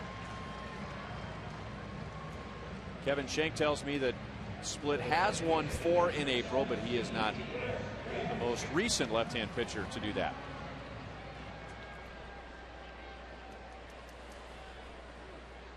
Danny Jackson.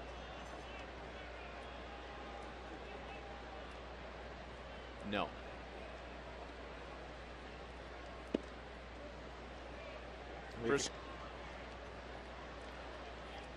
Bud Black. That would be a no, Frank. Then I'll have to go all the way back to Charlie Lee Brandt.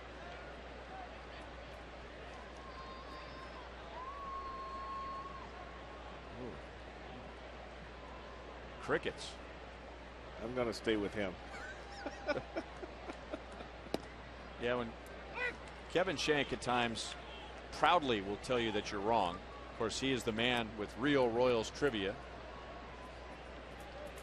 So when we say over the air, you know, was it Danny Jackson?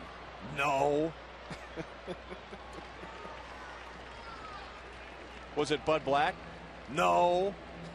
Was it Charlie Leibrandt? And then that's when he starts kicking the counter. Because you're right, Frank.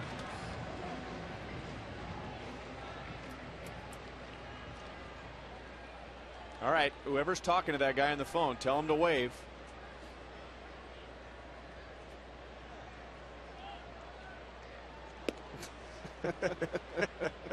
I guess he'd have to have a free hand to wave.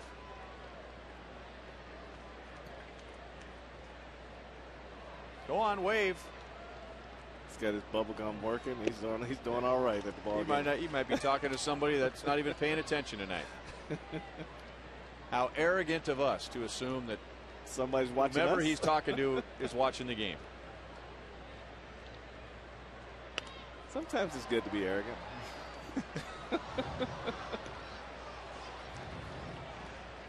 Melky is grounded out to second and struck out, and now 0 for his last 10 and batting at .274. Royals have stranded 5 in the first 4 innings. Baker has retired the side in order once.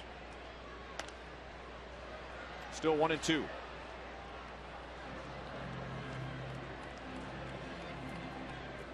Twins have had very good pitching for a long time, but you have to go back to Johan Santana, where they have had a clear ace.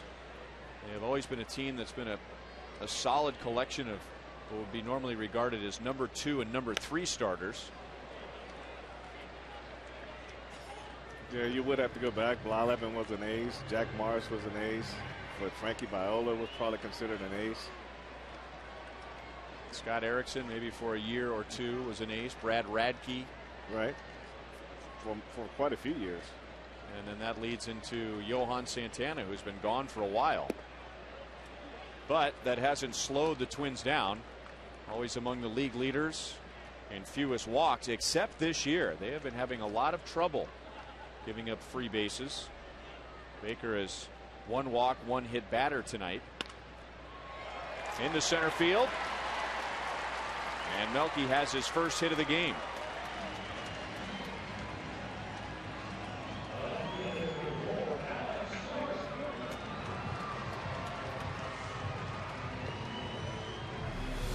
Melky's got a nice short swing here. This one's right back through the middle, and Scott Baker wasn't able to corral it before it got by and got into center field. Just an off-speed changeup right here. Just got him out front just a little bit, but he kept his hands back and had enough to drive the ball back into the outfield. 0-1 on Alex Gordon. He is doubled and flied out to deep center field. Just missed hitting a 2-run home run in the 3rd. Not only taking Denard's Span to the wall, but had Span up against the wall and reaching up high against the wall.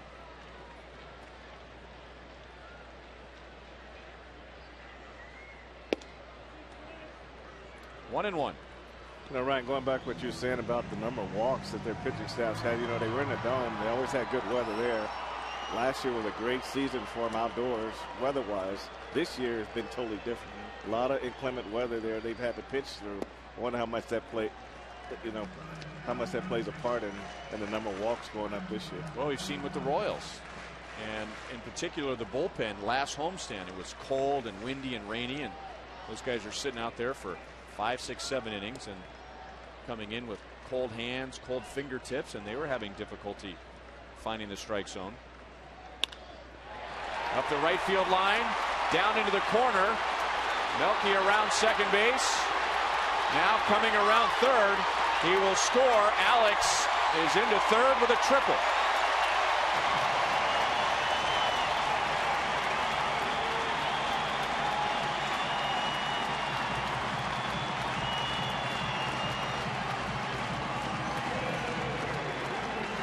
So Alex is back on track tonight. 2 hits, both for extra bases, and he has tied the game. But just takes a fastball in her half and drives it in the right field corner. Stays back, gets through the ball, hands come over, down in the corner. That's a good guy. Kuba goes down and he does the right thing. He has to go to the wall. Otherwise, that ball gets by and there's trouble. And Cabrera scores, and Alex hit first in the third.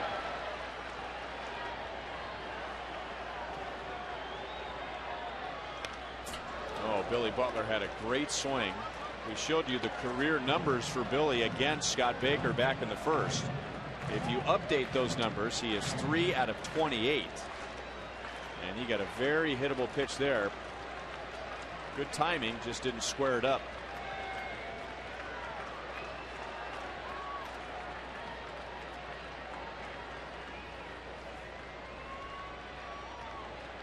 Yeah, just looking at Alex and that swing that he took on that pitch, you know, you go back to last year, that pitch there probably ties him up. And he hits around it. And if he hits it anywhere, it's foul. This year, his swing is shorter. He's not getting around the ball. He's getting through the ball before that top hand comes over. And just take a look at this pitch here. Just inside. Clears his hips. Nice short to the ball, and then keeps it fair. And then last year, that ball would have tied him up, and he wouldn't hit the ball in fair territory.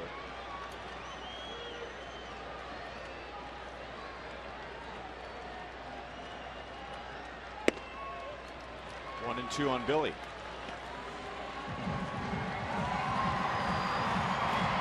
So this started with 2 outs and nobody on. Melky Cabrera single to center. Alex Gordon triples him home.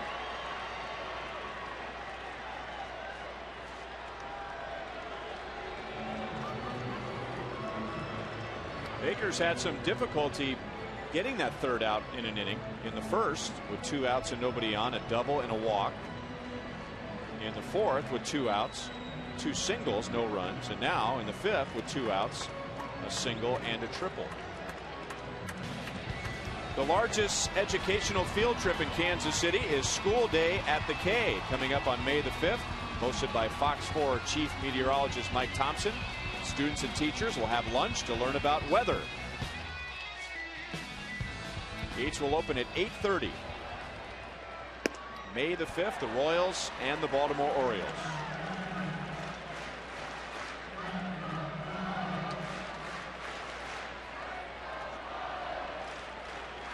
Billy had 1 RBI on the road trip. 21 at-bats, he drove in 1. And he drives this one into left center field. Playable for Tosoni. And that's the inning. But Alex Gordon with 2 outs triples and ties the game.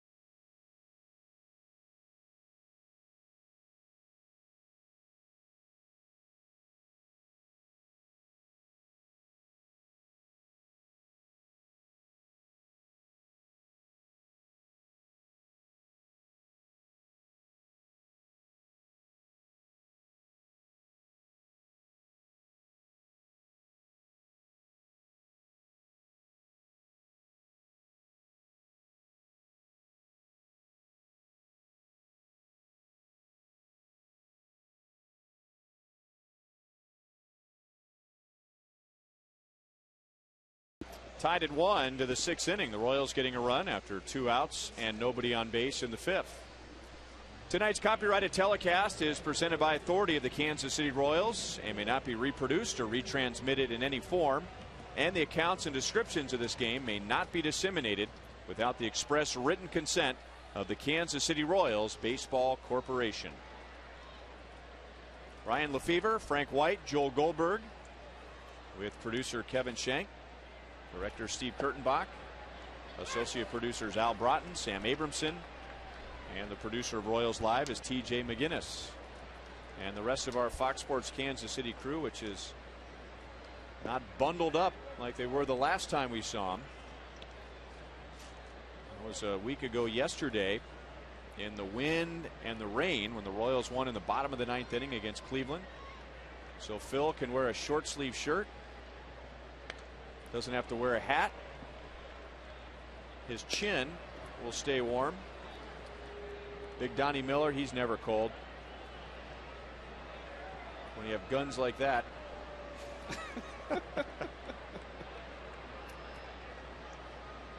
Like he didn't hear that.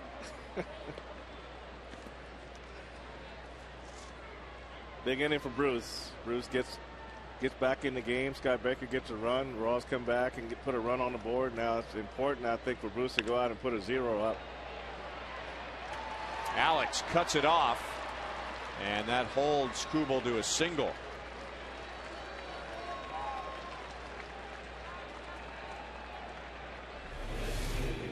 I mean, Alex does a great job right here. This ball, a lot of times to get by most left fielders, but he did a good job getting over and cutting this ball off. And the way you do that is you have to take a deep angle. You have to give ground to gain ground on a ball like that. So he took the right angle and caught it at the right height.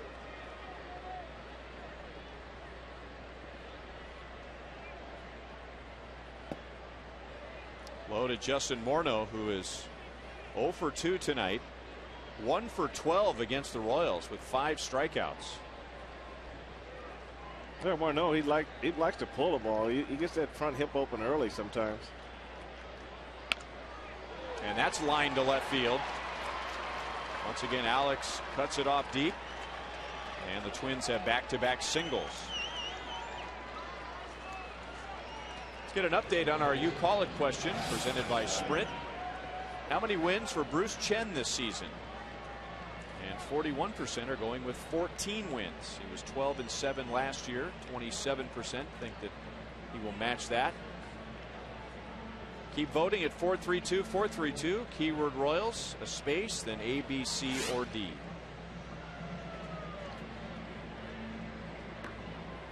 So 2 on, nobody out. And Bruce Chen is right at about 90 pitches. Lewis Coleman will warm up as Bob McClure goes out to the mound.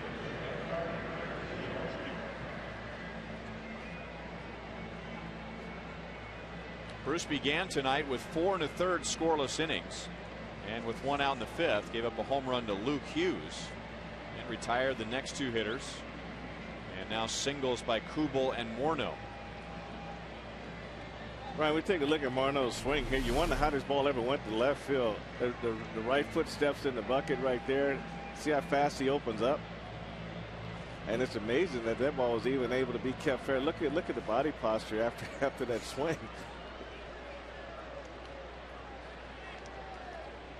Royals were expecting him to pull, and that was, I agree, that was a pull swing. A pull swing, but the ball went the other way. He just leaned back. The swing got long, and he was able to keep the ball fair.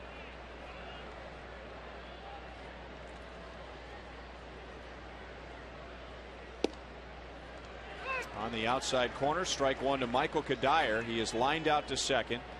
He is singled. He has a stolen base. He is grounded into 5 double plays this year.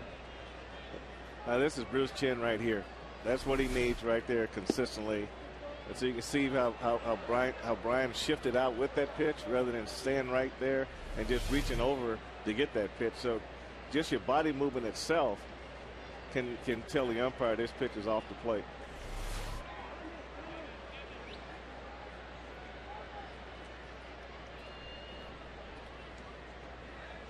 With his single in the 4th inning, Michael Kadire has a 15-game hitting streak against the Royals.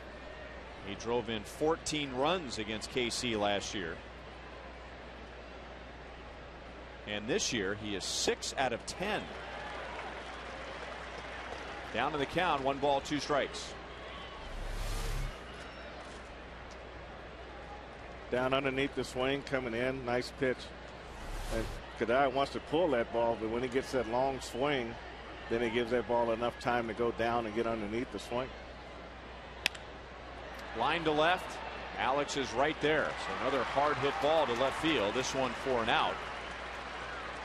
Kubel and Morneau are back to second and first.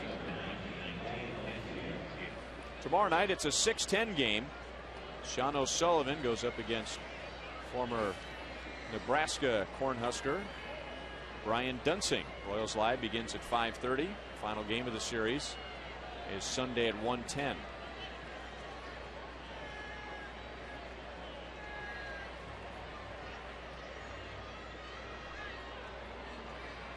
Danny Valencia has a double and a pop out to second base.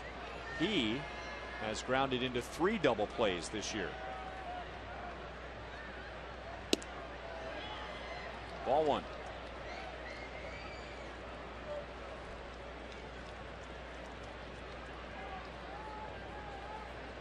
Last year, Danny Valencia hit .459 against the Royals. 2-0. Danny's a good fastball hitter, and he lead the ball in the middle of the plate, middle in, and he's quick enough to get to that pitch.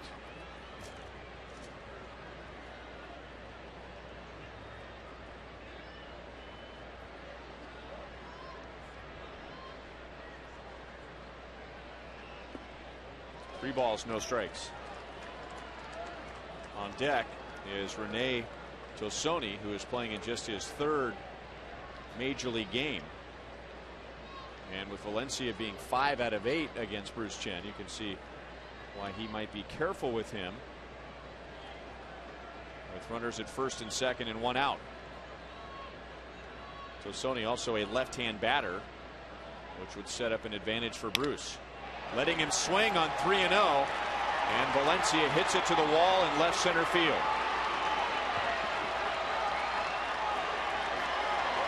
So a pretty good call by Ron Gardenhire, recognizing what the Royals were doing with Valencia. That was probably the only good pitch he was going to get.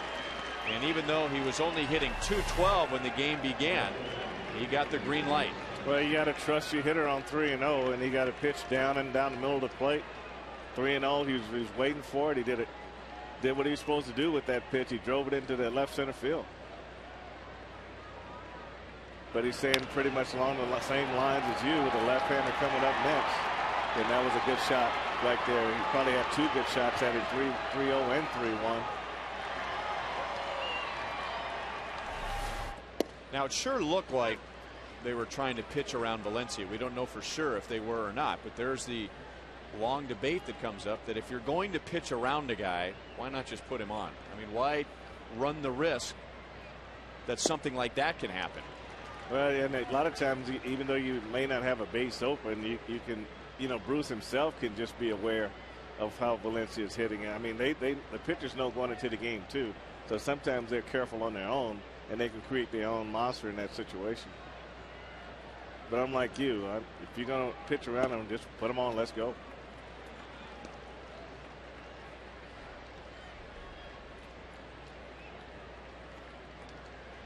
Tosoni walked in the 2nd inning, grounded out to short in the 4th. That's the 2nd double tonight for Danny Valencia, and that makes him 6 out of 9 in his career against Bruce Chen. And that's lined into center field. Valencia had to hesitate for a moment to make sure that it was going to drop in front of Melky Cabrera. So he has to hold. And the Minnesota Twins, they had 4 hits in the first 5 innings against Bruce Chen. And now they have 4 hits with only 1 out here in the 6th.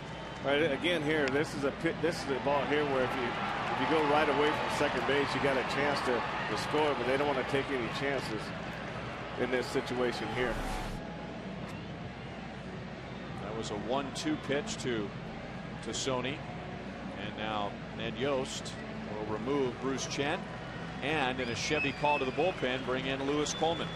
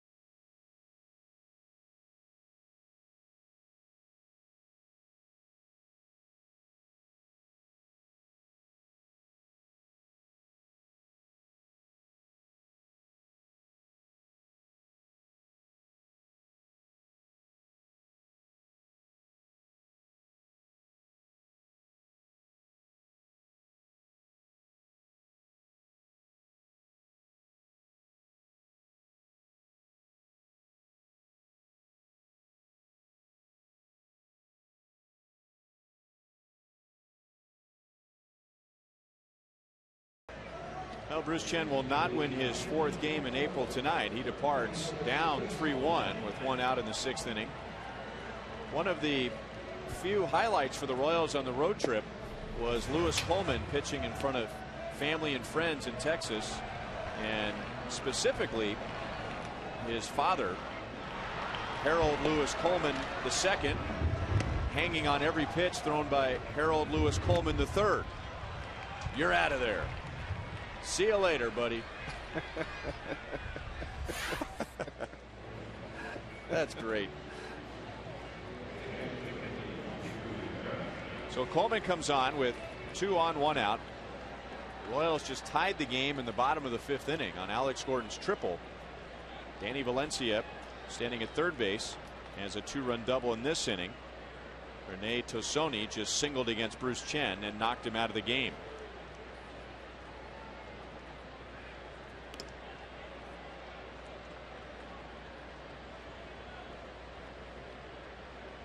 So Coleman gets Drew Butera.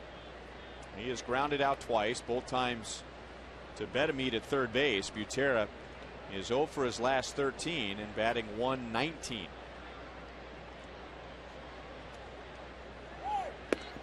Squeeze was on, and Brian Pena is going to tag out Valencia.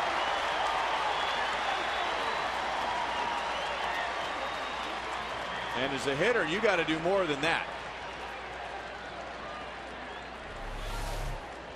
Well, if it's a squeeze, you got to do everything you can. You got to throw that bat across the plate, try to foul that ball off, and protect that runner coming down from third.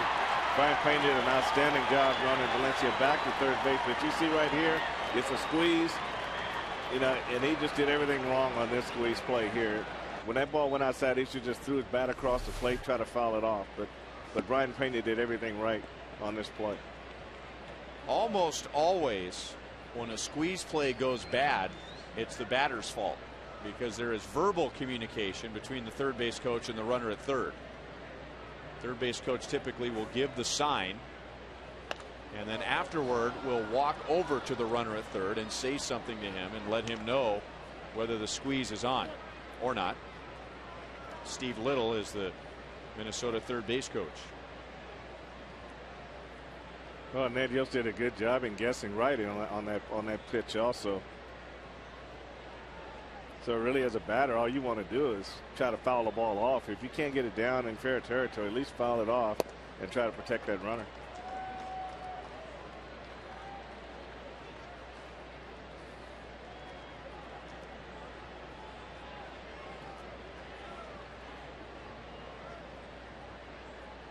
So Tosoni at second base with 2 outs, and now 3-1 on Butera.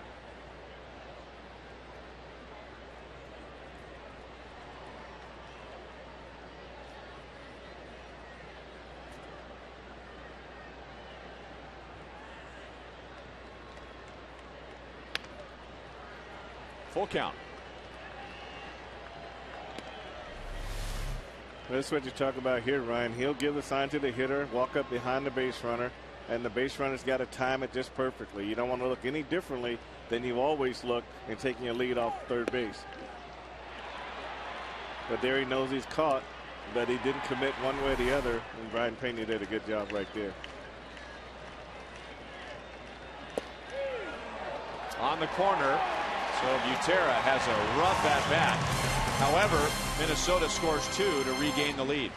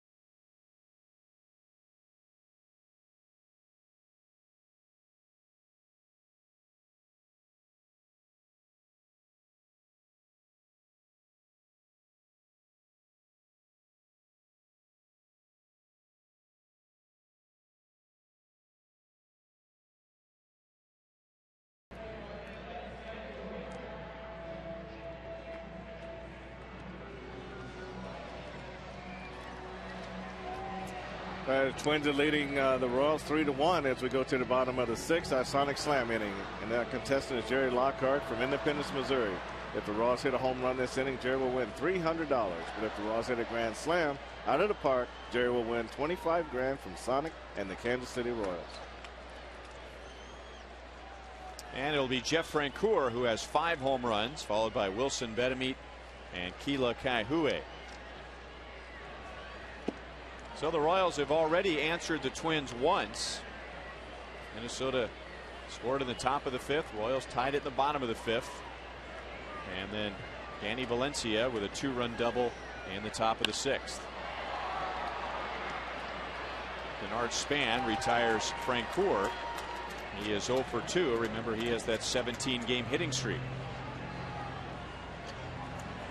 Coming up a week from Saturday, May the 7th, the Royals will host the Oakland A's and salute the Kansas City A's.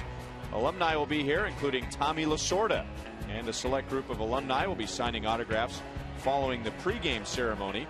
The first 20,000 fans receive this retro KC cap presented by Sprint.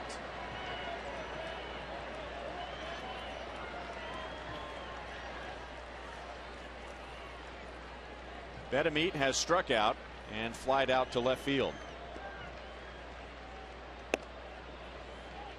So Scott Baker, if you add to his previous 2 starts, he has allowed 2 earned runs in 19 innings.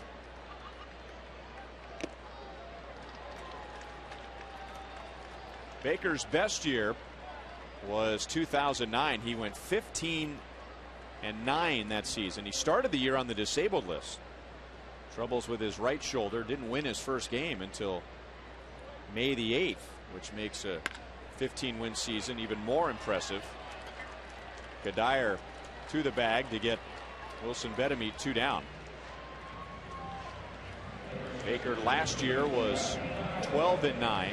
He had surgery on his elbow during the offseason, so I'm sure that's always a concern coming back the next year. How is the elbow going to heal?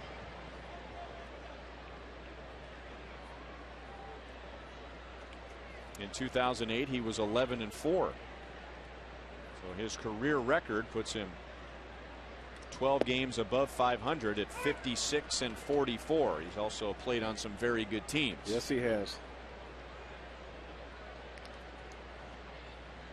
Scott Baker out of Shreveport, Louisiana, and then went to Oklahoma State.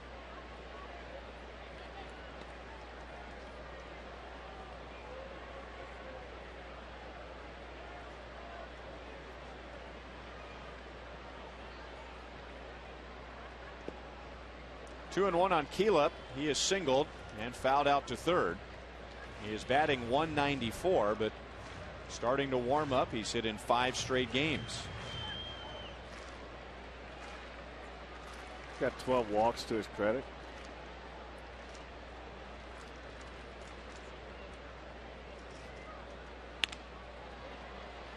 Hughes plugs the hole on the right side, and Baker gets the Royals in order in the 6th.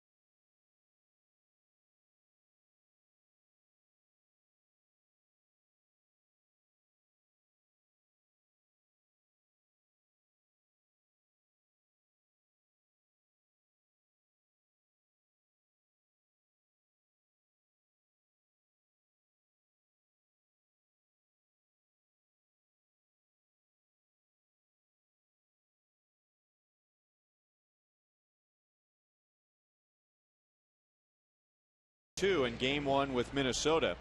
Pepsi Max is proud to be the official drink of the Royals and the Fox Sports Kansas City broadcast booth. Look for these special edition Frank White Pepsi Max cans at your neighborhood Hy-Vee. And coming up tomorrow, Frank will be at Hy-Vee in Gladstone from 11 a.m. to noon. Did you remember that, Frank? I've got that down. Okay. Yes, sir. A special meet and greet, so stop by and say hi to Frank. Get a free can of Pepsi Max. And there's the ring holding the can. Oh, the two make a good pair. Oh, and also the World Series ring, too. Oh, that one. I was talking about Teresa's ring. Oh, yeah, that's a must. I don't think I'll take a sip of this, right? So, as we like to say, folks, go get you a can of Frank. I like that. And Teresa will definitely appreciate what you just said.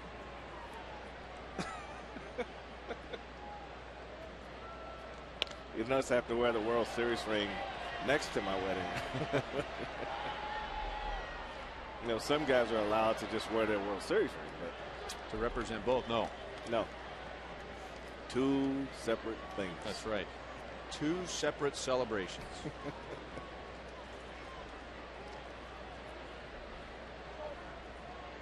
Luke Hughes, last year in his first major league at bat, hit a home run against former MU Tiger Max Scherzer.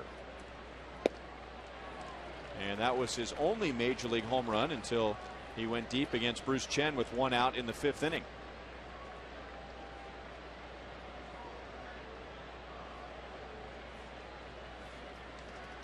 After Hughes, the top of the order, Denard Span and AT KCA. 2-2.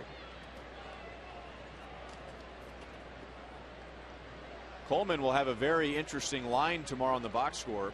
He faced one batter and got 2 outs, and it wasn't a double play. It was a strikeout, and before that, a runner caught stealing on a squeeze.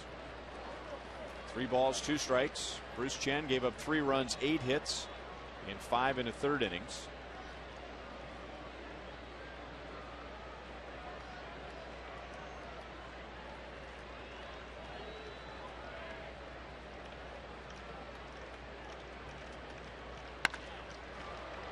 Pulled foul, still 3-2.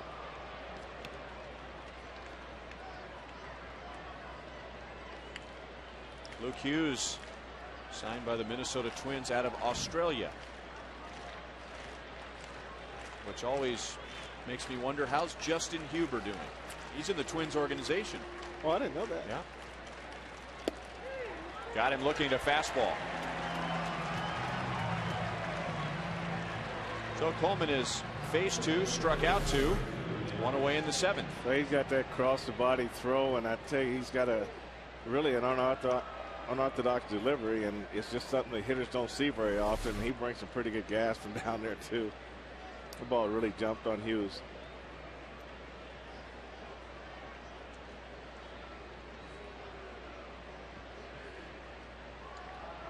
So now Denard Span 0 for 2 with a walk.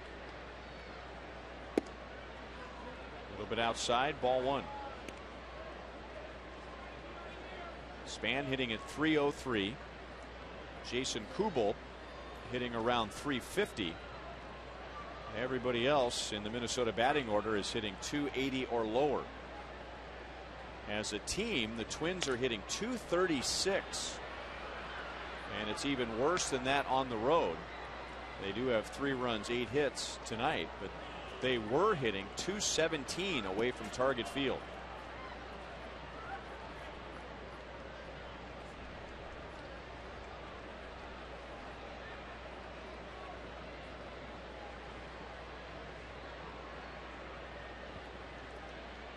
We've told you about the injuries that Minnesota has had to deal with, most notably Joe Mauer. But then when you look at the numbers and you say, how do the Twins have the worst record in the American League?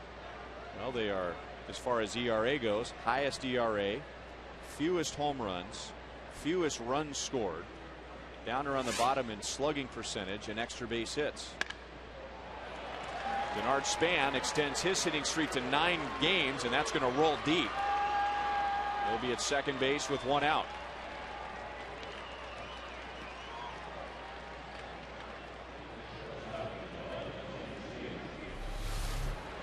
This is just quick hands by Denard's band right here. This ball's on the inner half, and he turns on this ball quickly. Francoeur gets on it, takes a right turn, gets the throw back in.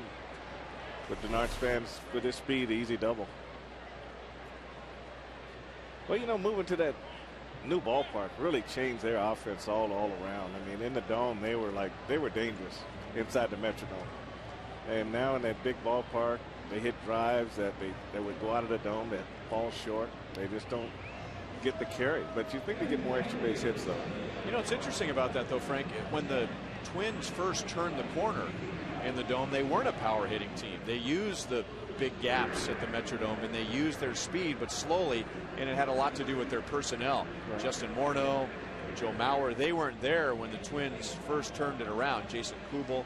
So they became more of a power hitting team, and then, as you said, they move into Target Field, and unless the wind's blowing out, you're not going to be hitting for much power there. That's true. It is Bob McClure's birthday today. Happy birthday, Mac.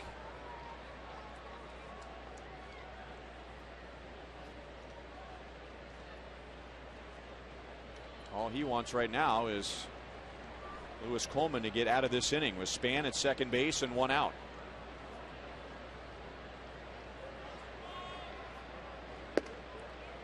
As a right-hand batter against Bruce Chen, AT KCA was 0 for 3, and he is batting .169.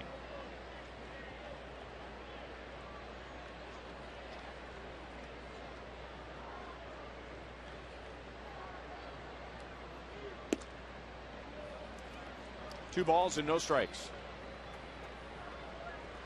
How often do you see a championship caliber club in 3 consecutive years have 3 different players up the middle? Not very often.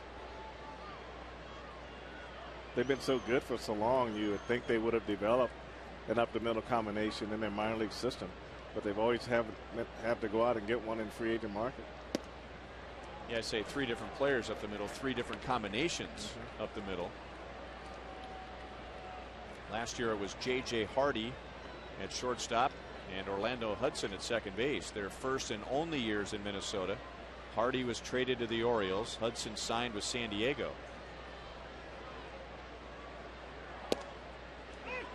Three and one on KCA.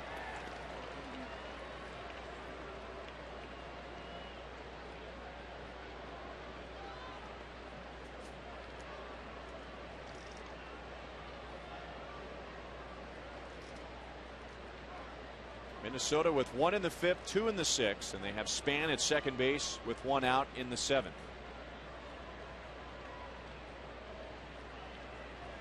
Span caught Coleman's attention with a little jab step towards third base.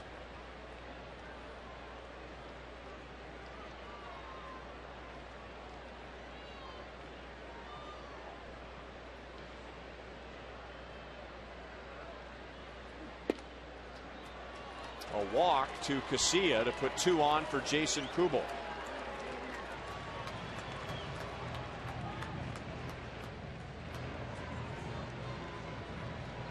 Ned Yost had Blake Wood warming up in the bullpen, and he will come on to face Kubel with 2 on and 1 out in a Chevy call to the bullpen.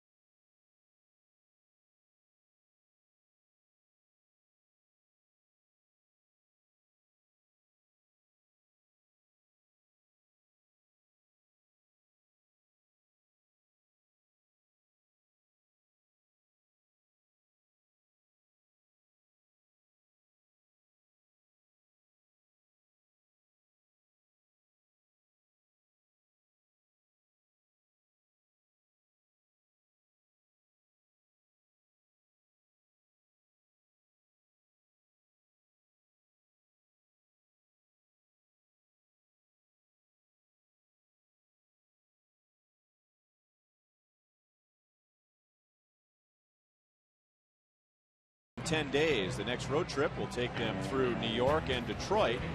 And we hope you'll go downtown on Tuesday, May the 10th, as the Royals will have a viewing party at the Power and Light District. You can watch every Major League moment on the KC Live big screen. The party on May the 10th starts at 5 with the game beginning at 6 Kansas City time. Plus there will be entertainment from Slugger and the K Crew throughout the game. Tuesday, May the 10th, Royals on the road in New York. So the Royals with Blake Wood in are hoping that his sinker will get a ground ball and a double play with Jason Kubel coming up. Kubel grounded into a double play in the first inning. After Lewis Coleman struck out Luke Hughes, Denard Span doubled, and AT KCA walked.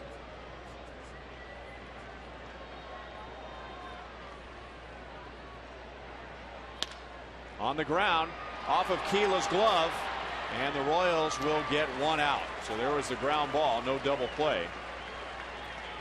Span to third, KCA up to second. You're right, Ryan. This is a pretty good play by Keela right here.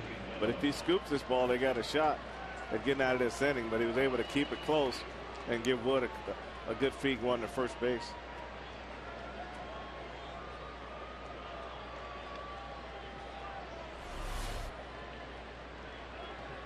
So that means the Royals will have to face Justin Morneau.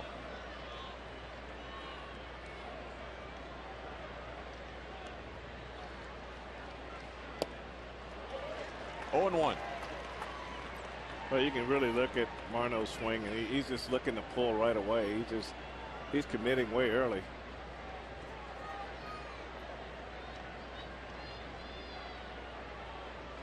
Royals have Getz out in shallow right field, and Morneau is down, no balls, 2 strikes.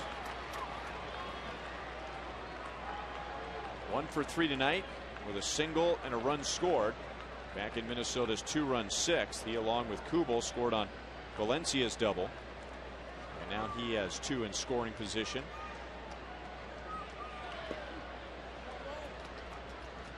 One and 2.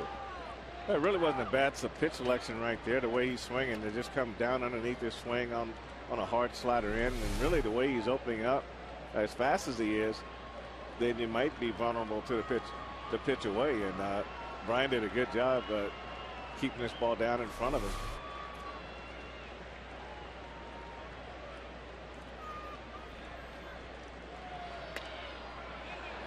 Still 1 and 2.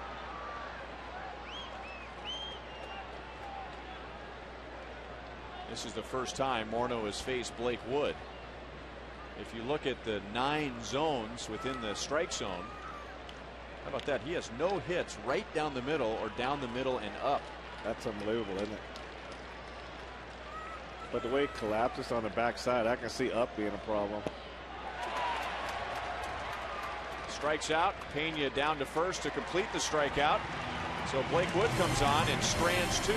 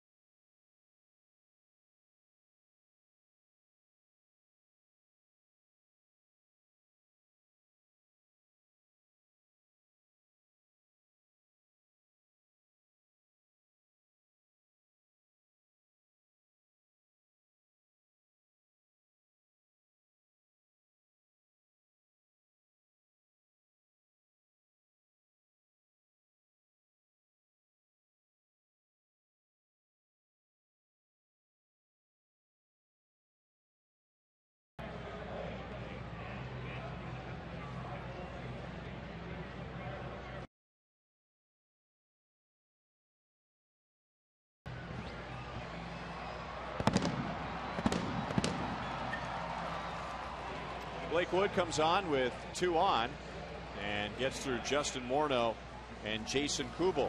So still a 2-run game. And Scott Baker back to work in the bottom of the 7th inning. Let's bring in Joe Goldberg. I got a car soup question from Ron in Brookside. How about this one? Frank White, who is the toughest pitcher you faced and the pitcher you like to face the most? Oh, boy. Well, you know he's not going to answer the second part.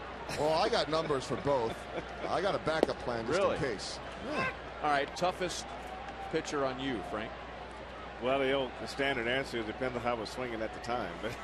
But Nolan Ryan was always tough. I mean, I faced him every time. I think over my career, he's got me about 18 times as far as strikeouts go. He would probably be the toughest. Frank doesn't ever remember anything, but Nolan Ryan did strike him out 18 times. Yeah, exactly. That's because I never missed him. Everybody had a stiff neck or a bad back or something. Ryan Pena gets it in between Valencia and the bag. He wants 2. And he's in with a hustling double. Good start to the bottom of the 7th inning.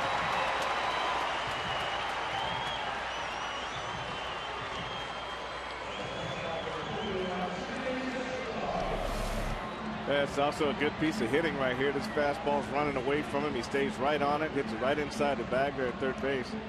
So a good piece of hitting by Brian. He skips his head right on the ball, stays back. Bat turns over after contact. That keeps the ball fair, and there he is, busted into second base. Second hit tonight, second double of the year. And now Alcides Escobar, he drives it to right, and Kubel is right there. So hard hit but out, and Pena will move up to third base. Be interesting to see what the line was on that throw from right field, and if KCA doesn't touch it, if it gets to Valencia, then they have a better chance to get Pena. Well, I agree with you, Ryan, on this one. You got to, as a guy receiving a throw, you got to know the ball's still got a little steam on it, and if you let it go, will it hit and skip, or is it better to just let it go ahead and cut it and throw? So that's the dilemma there. If it's coming down, if it doesn't have that steam on it, that it get there on one hop, they will cut it and try to make the reload. Kubel back in the 4th inning, threw out Jeff Francoeur at the plate. Chris Getz 0 for 3. A well-placed ground ball up the middle could get the Royals to within 1.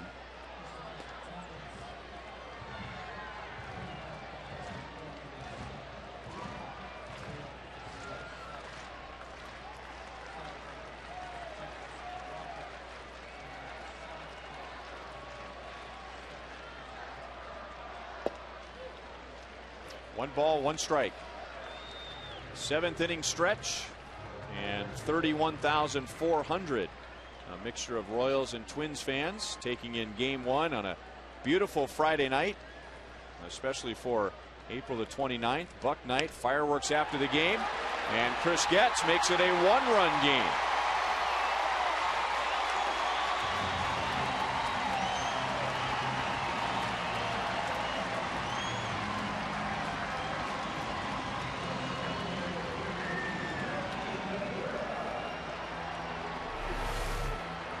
Well, they want this ball inside. They tried to go there early in the at bat. We see this pitch moves out over the plate and moves up. So a big difference where the catcher's mitt was and where this pitch was. And Chris Getz got on top of it, hit a line drive into center field.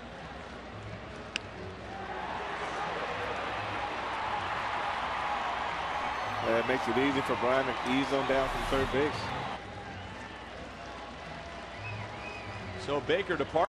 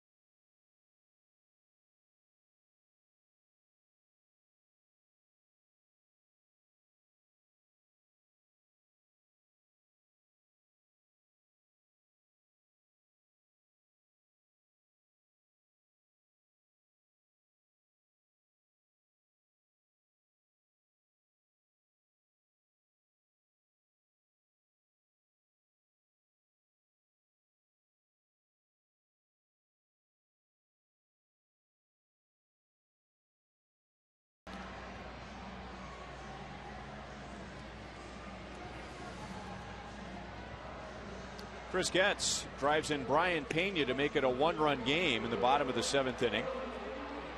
And Scott Baker is gone. Alex Burnett, who has been called up from the minor leagues twice already, was called up yesterday.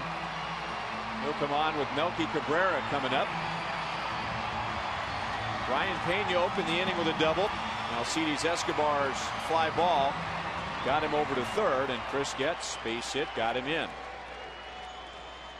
Get him on, get him over, get him in.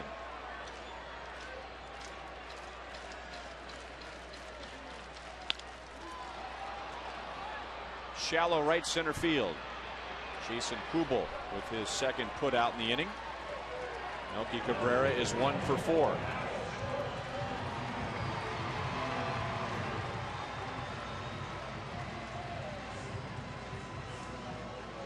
Now we'll take a look at tonight's Miller Lite Taste Greatness moment. Well, Brian Pena got this 7th inning started, Ryan, with a double down the inside the third base bag. And Chris Getz was able to follow with a base hit to drive him in for a run this inning. But all that good hustle by Brian Pena. Who said catchers can't run? John Wathen. John Wathen ran well for a catcher. All right, lock the door to the booth.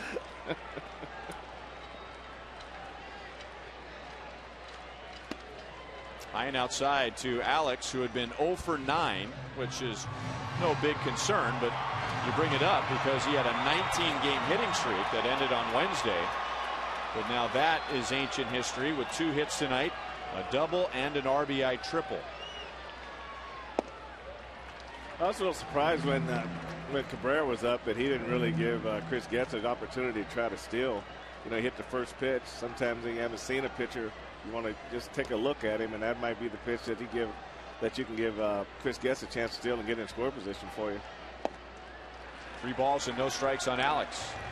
Yeah, with Alex, the way he's swinging the bat, I don't think they're running here. I think they'll give Alex every opportunity to try to drive him in from home plate.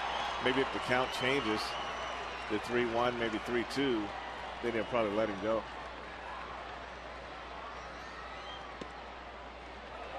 Four-pitch walk, and now 2 on for Billy Butler.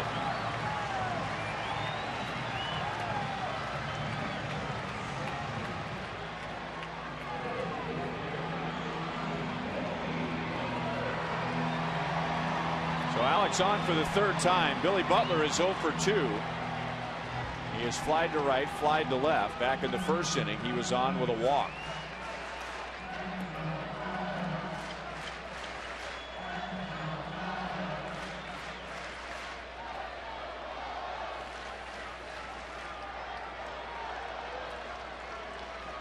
Tonight is just another typical Royals-Twins game. Minnesota has dominated over the last 7 years, and they played very well here at Kauffman Stadium. They have won 20 of their last 30 here, but about 3/4 of the games seem to always come down to the last 2 or 3 innings. Billy chased a pitch down and away, and now he's down, no balls and 2 strikes. Seems like most of the Royals-Twins games always come down to a battle of the bullpens. And you would say that this being the first game of a series, both teams trying to get their ships going in the right direction. This is a big game tonight for both teams.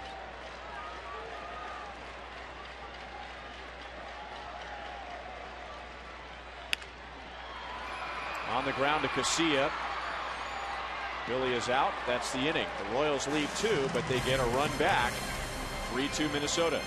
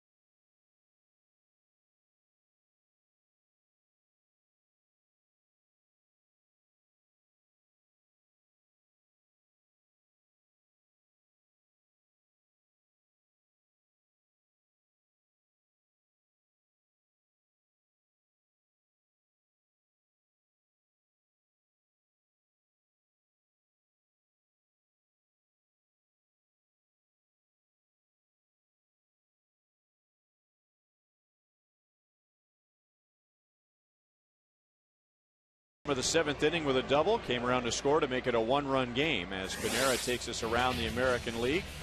Toronto in front of New York. They're in the 9th inning.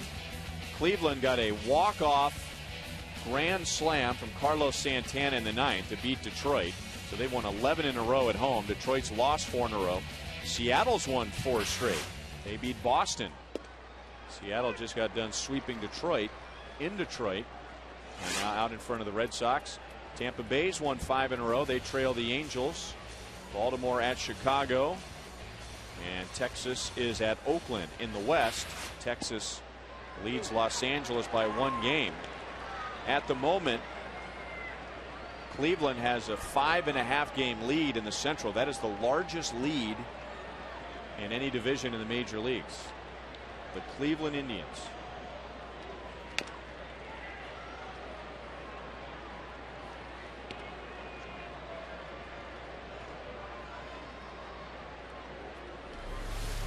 Well, this is what Blake Wood had to do to really be successful here. Is he got to keep the ball at the bottom of the strike zone. As long as he stays down there, he'll get his ground balls and create outs. And it's a strikeout. So he's faced 3 batters. He has a ground out and 2 strikeouts. Michael Kadire is 1 for 4. Well, we hope you'll come out to Kauffman Stadium next Friday and Saturday, May 6th and 7th. The Royals and the Baseball Tomorrow Fund will team up to collect new and gently used baseball equipment for local youth organizations in the area.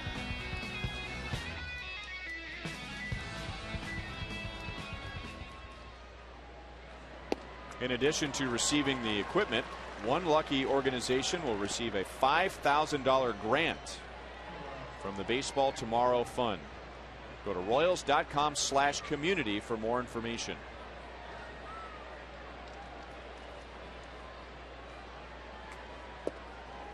Danny Valencia has 2 doubles, 2 RBIs tonight. His 2-run double in the 6th inning gave Minnesota a 3-1 lead. Then the Royals got one back in the bottom of the 7th. Aaron Crow looks like he's ready to come on when called upon. Escobar runs to the middle. An off-balance throw gets away from Keela.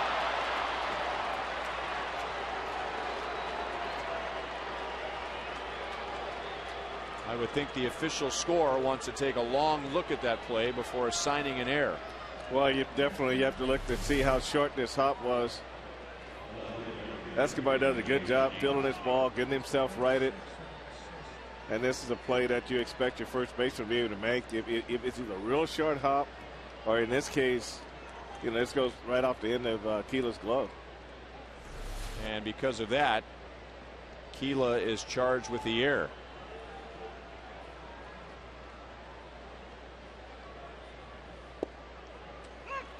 Oh, 0-1 on Rene Tosoni.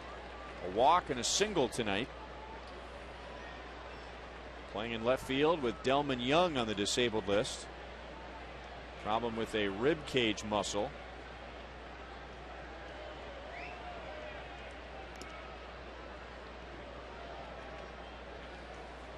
Here's another look at the throw from Escobar.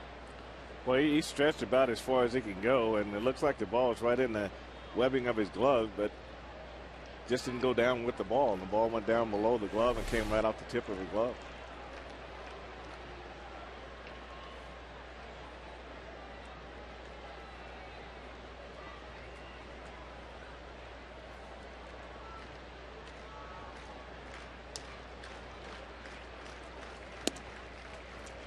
One and one.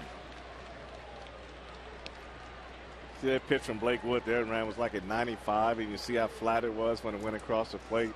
He probably needs to be more in that 92 range and let the ball sink.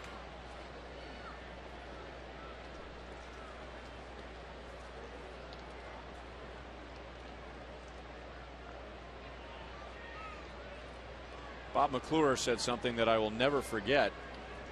And it was something that he learned over the course of a long major league career. He said the most difficult thing for a young major league pitcher is to learn to take something off the pitch. Mm-hmm.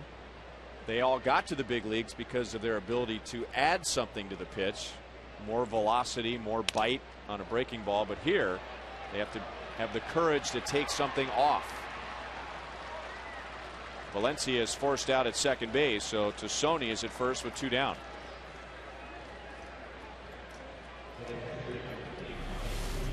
Good play by Chris here. I always want to get that lead runner. And so he's able to do that right there. And there you, the shortstop coming across. You can't hang around the bag. You want to get that out, and you want to vacate the area. But you don't want to stick around there and take a chance on get caught by the runner. But always get that lead runner.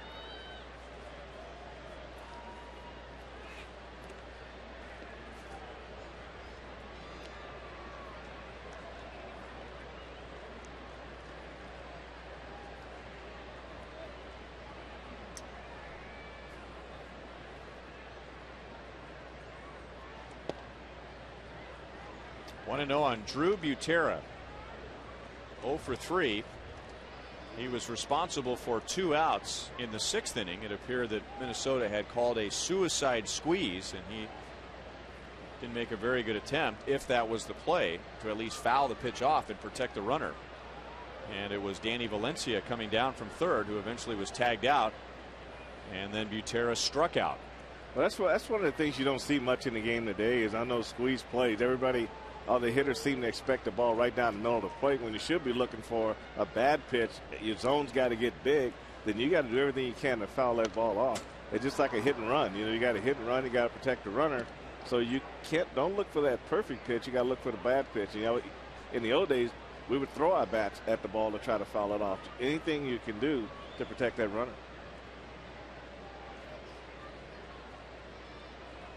You could tell too that he had it programmed in his mind that when you bunt, you want to get a good pitch to bunt because he pulled the bat back. And then after the ball passes, and he thought, "Whoa, wait a minute, that's not what I wanted to do." Yeah, on a squeeze play, you got to look. Your zone gets real big. You just got to be balanced, and you got to make sure you can get the bat to the ball off the plate outside.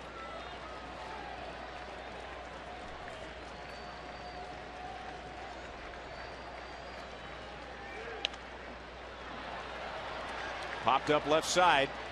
Escobar is calling for it. And Blake Wood has a scoreless 8th inning.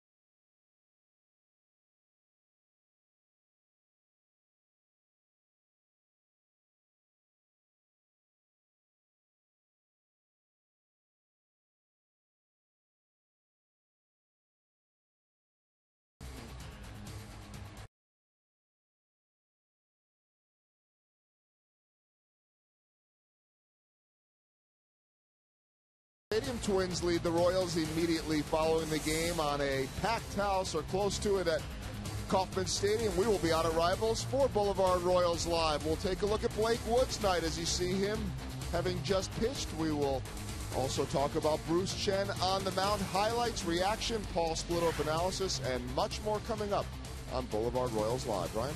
Thank you, Joel. It's Jeff Francoeur, Wilson Betemit, and Keila Kaihue against Alex Burnett. We've got the last 2 outs of the 7th inning in relief of Scott Baker. He gave up 2 runs in 6 1/3.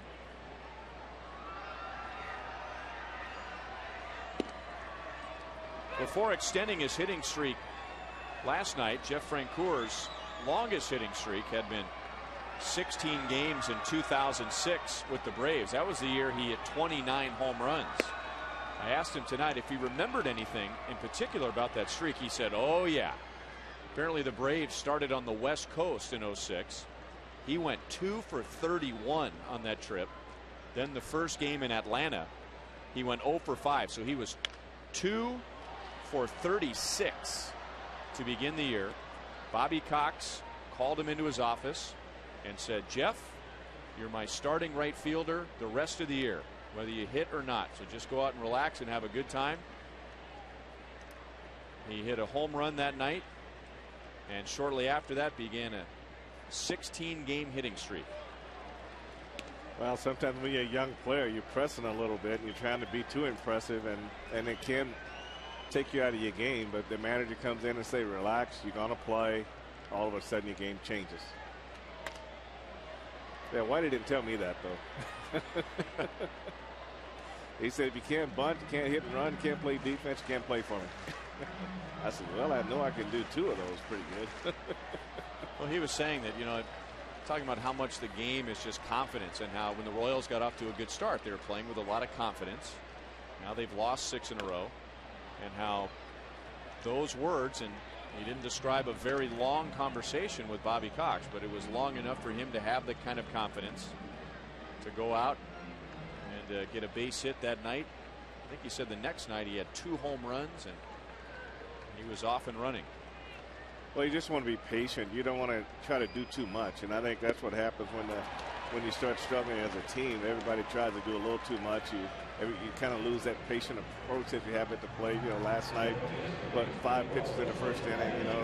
And Sites, he preaches working the count, getting deep counts. So get back to what got you there in the first place. But I don't think Vancouver got one good pitch to hit that whole at bat. Everything is right on the edge of the strike zone or off the edge. Wilson Betemit 0 for 3, grounded out sharply to Kadire at first, his last time up. You always say every at bat you're going to get one good pitch to hit. I didn't see one good pitch that Frank Kerr had to hit. 1 ball, 1 strike. Royals played one one-run game during the road trip. That was Sunday, and because of a Mike Aviles home run in the 9th inning, it was a 1-run game. Otherwise, they didn't play many close games at all, especially in the Cleveland series. They lost by 5 runs, 5 runs, and 6 runs. But here's typical Royals and the Twins, a 1-run game late. 3 balls and 1 strike on Betemit.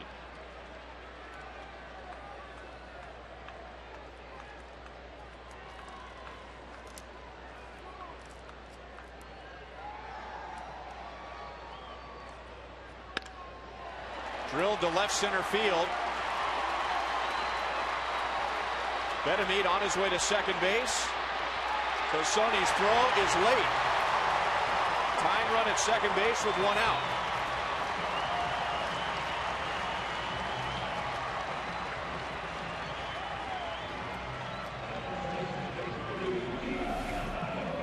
Wilson Betemit continues to impress me with his bat. He started last season, came in better shape this year, and continues. And Sony makes a nice throw to second base, but Wilson goes in hard.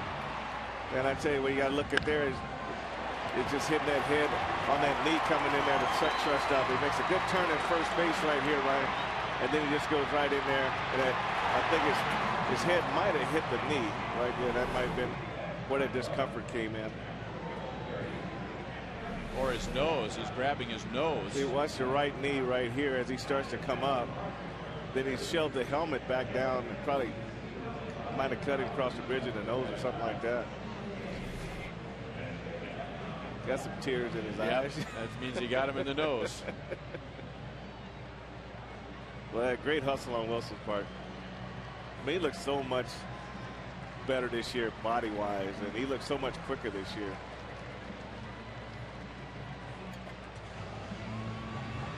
The guys just really made an effort this year against getting in shape. I talked to Malcolm Cabrera. He said he lost 20 pounds over the winter. and he feels a lot quicker and a lot faster. So a great spot for AT KCA, who lately has been batting down in the lower third of the order. He's hitting 7th tonight, 1 for 3 with a single, batting at 192.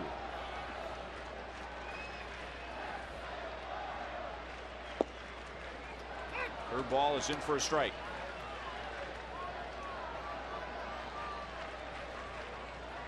KCA hit 3 of his 8 home runs against Minnesota last year, including his only Major League 2 home run game.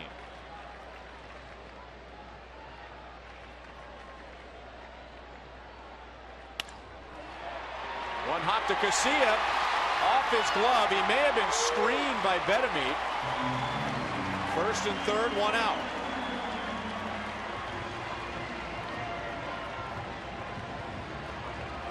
Well, a good piece of hitting back KCA. This fastball away goes right with it.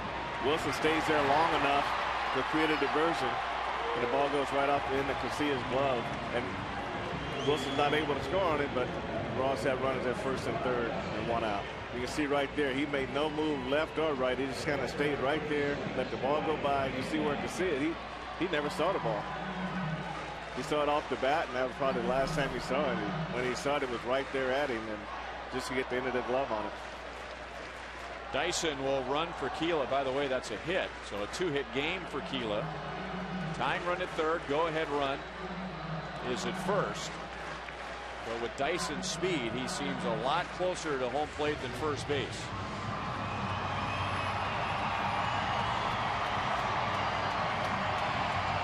And how many pitches will it take for Dyson to take off? Probably not many.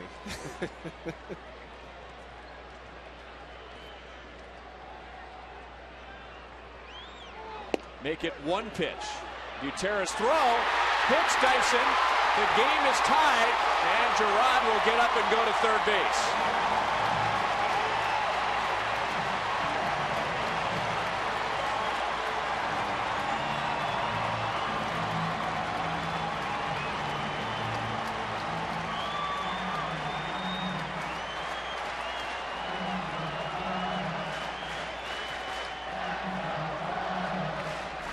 Well, we talked about how long it would take, and we said not long, and he's gone off and running on the first pitch. Gutierrez' throw really went back in, but Hughes didn't really take a deep enough drop to back this play up. He got caught on that one, but Gutierrez comes out. The throw runs back into the runner. KCA couldn't cut it off. 1 strike on Bryan with the infield in, and now 2 strikes as he fouls it back to the screen.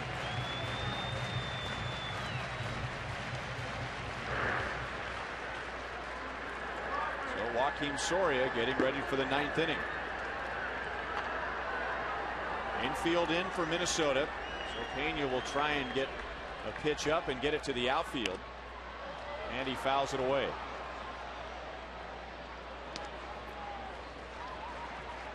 Yeah, this is where Bryan's got to really battle right here, Ryan, and just try to put this ball in play. Anything close, you gotta swing at it. You can't leave it in the hands of the umpire. And Bryan has a 2-hit game tonight. A double, a single, and a run scored. And Butera with a nice save there to keep Dyson at third base.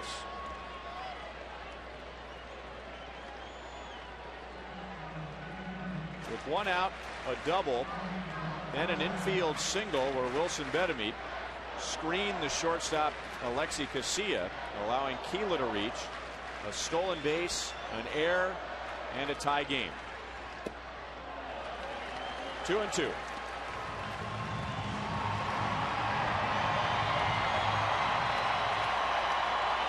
Royals have been very good in close games this year. They are 6-3 in 1-run games.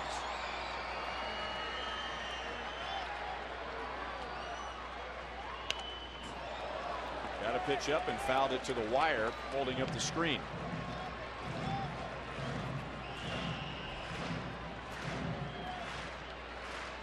But he can anticipate the Royals going on contact, so anything on the ground that with Dyson's speed, he's going to be off and running.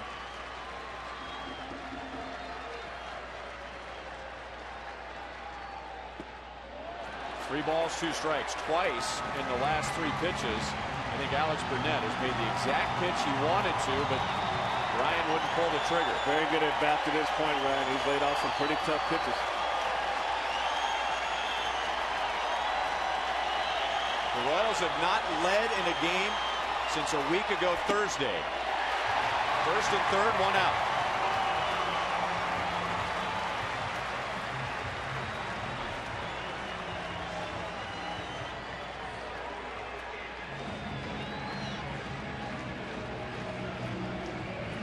Well, no matter what happens tonight, if that's not enough for you and you want more Royals Twins tomorrow night at 6:10, Sean O'Sullivan against Brian Dunsing. Royals Live begins at 5:30.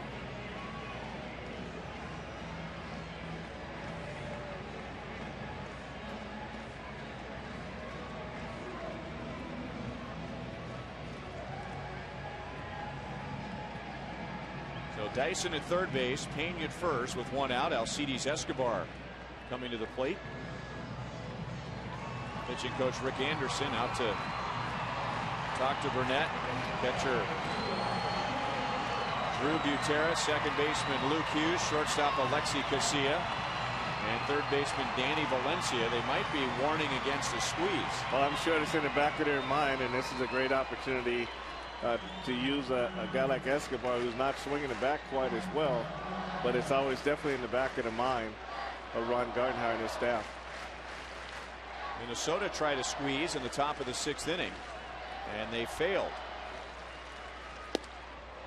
That would have been a safety squeeze, not a suicide squeeze, where the runner comes down from third base and the batter needs to lay it down. This was more Escobar maybe bunting for a base hit, and if Dyson gets a good read, he'll come home. Well, that's true, and I tell you, a lot of times when the guy on third doesn't know what you're doing, you know, even though you may get a good bunt down, he may not be ready to come down and score on it. So it has to be a designed play, safe to squeeze or squeeze, for him to go right away. And he bunts foul. Dyson was not coming down the line. He was reacting to the bunt. So I would say that was more of a safety squeeze. You know, and you can do that play with Dyson. With his speed, he doesn't have to come sprinting down the line. I mean, he can lay back, read the bunt, and with his speed, still have plenty of time to get to the plate. Yeah, as long as he knows the play. If there's a play on, if there's no play on, and the batter squares like that, he may not come because he doesn't really understand what he's trying to do there. But if they've got the squeeze on and the safety squeeze on, now he knows there's a design plays, and he's got to be ready to go. Inside, 2 balls, 1 strike. Yeah, this is really not a good pitch out situation, so this would be a real good time to put the squeeze on if you want to put it on. And Ron Gardenhire, he's got to be willing to go to 3-1 to try to prevent this. Shallow left field. Casilla goes out and runs it down. Dyson tags. He will score. Unbelievable. The Twins will appeal. It is the call of the home plate umpire, Marty Foster, and he says that Dyson was fine.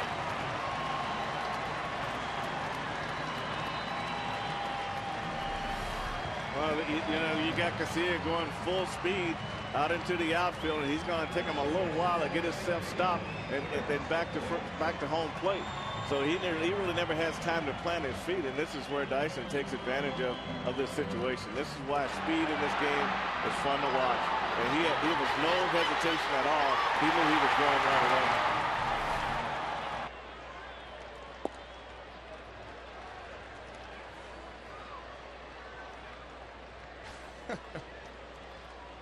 Well, a sacrifice pop up to short, if that's how you want to score it. And now that's not the first time in history that a play like that has happened, but I mean, normally it would be on the right side where you'd have the second baseman who's got a lot longer throw to the plate, maybe going out into shallow right center, maybe up the first base line, but Casilla was in shallow left. Dyson comes home, and we go to the 9th inning with the Royals in front, 1-0.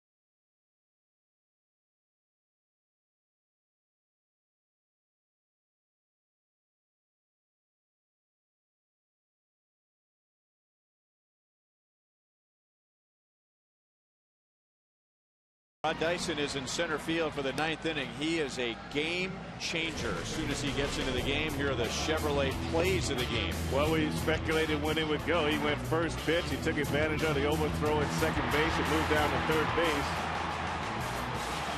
And then we saw him score on a pitch where Alexis Casilla is going back into the outfield full tilt. As soon as he makes this catch, Dyson's off and running to home plate with the go-ahead run. So Dyson in center. Melky Cabrera shifts over to left field. Alex Gordon moves to first. And it was Dyson running for Keila Kaihue.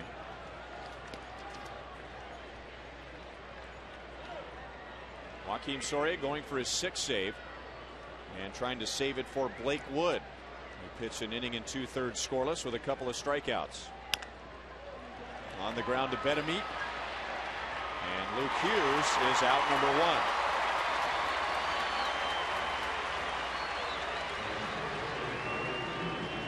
It was 9 days ago the last time Joakim Soria had a save situation.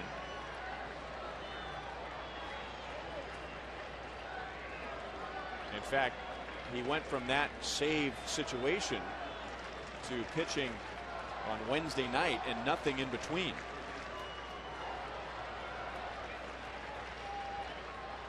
Denard Span 1 for 3 with a double and a walk. He has a 9-game hitting streak. Inside corner, strike 1.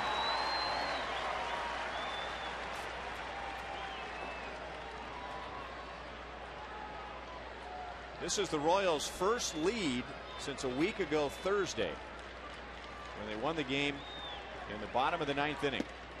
Beat the Cleveland Indians, splitting a 4-game series. The Royals didn't have one single lead during the road trip, and they wait to the bottom of the 8th inning to get their first lead tonight.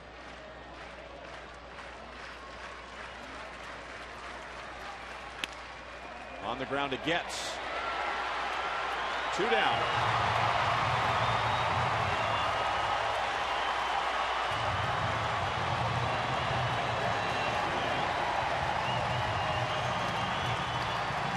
$31,407 standing for what they hope will be the final out of the game. And then tomorrow it's Sean O'Sullivan and Brian Dunsing. Game 2 with the Royals and the Twins at 6:10. Royals live at 5:30. After an 0-6 trip, the Royals are back home where they're 9-5, trying to make it 10-5. Low to Casilla. Well, you're back at home with a good crowd. You got good weather, and that always adds to playing good baseball.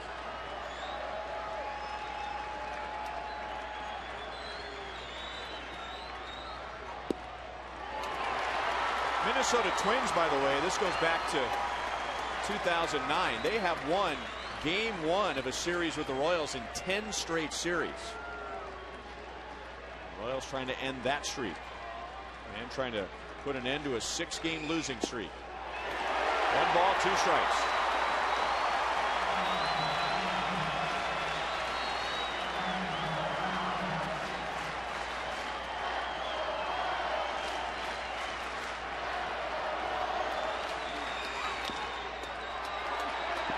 Soria to first, and it's home sweet home.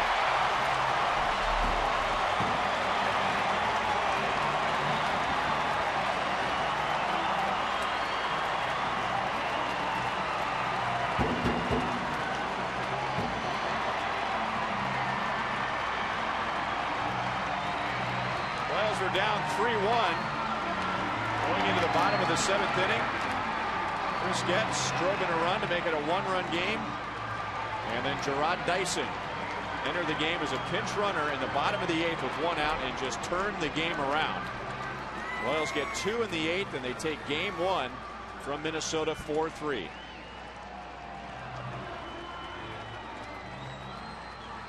Well, we're looking at a game, Ryan, where the speed just turned this game all the way around in the Royals' favor.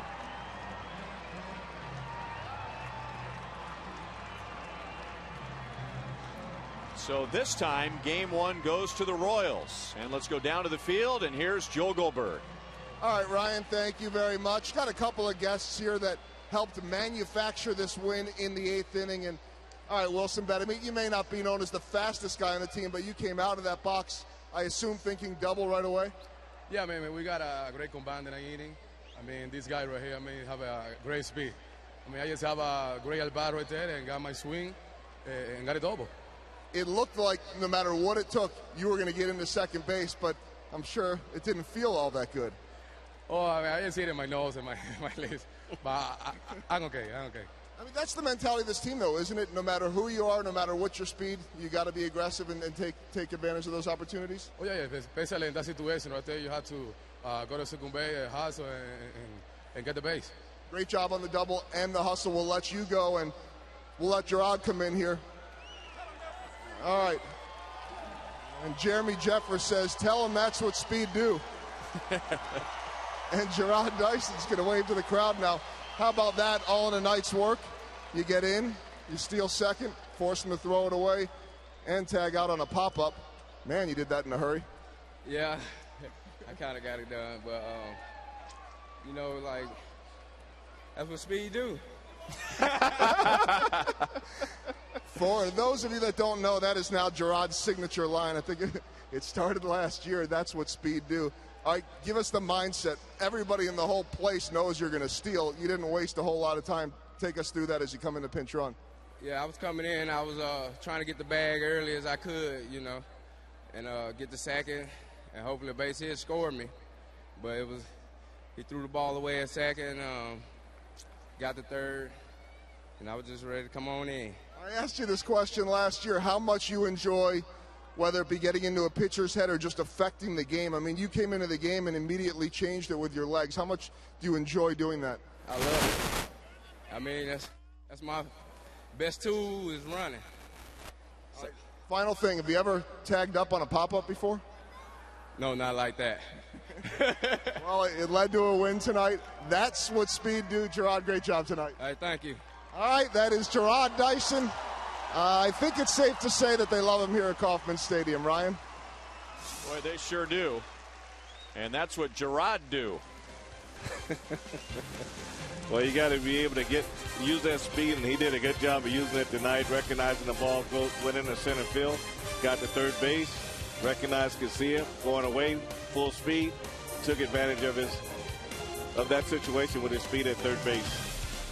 Royals end the losing streak. They begin a long homestand with a 4-3 win. We'll be right back.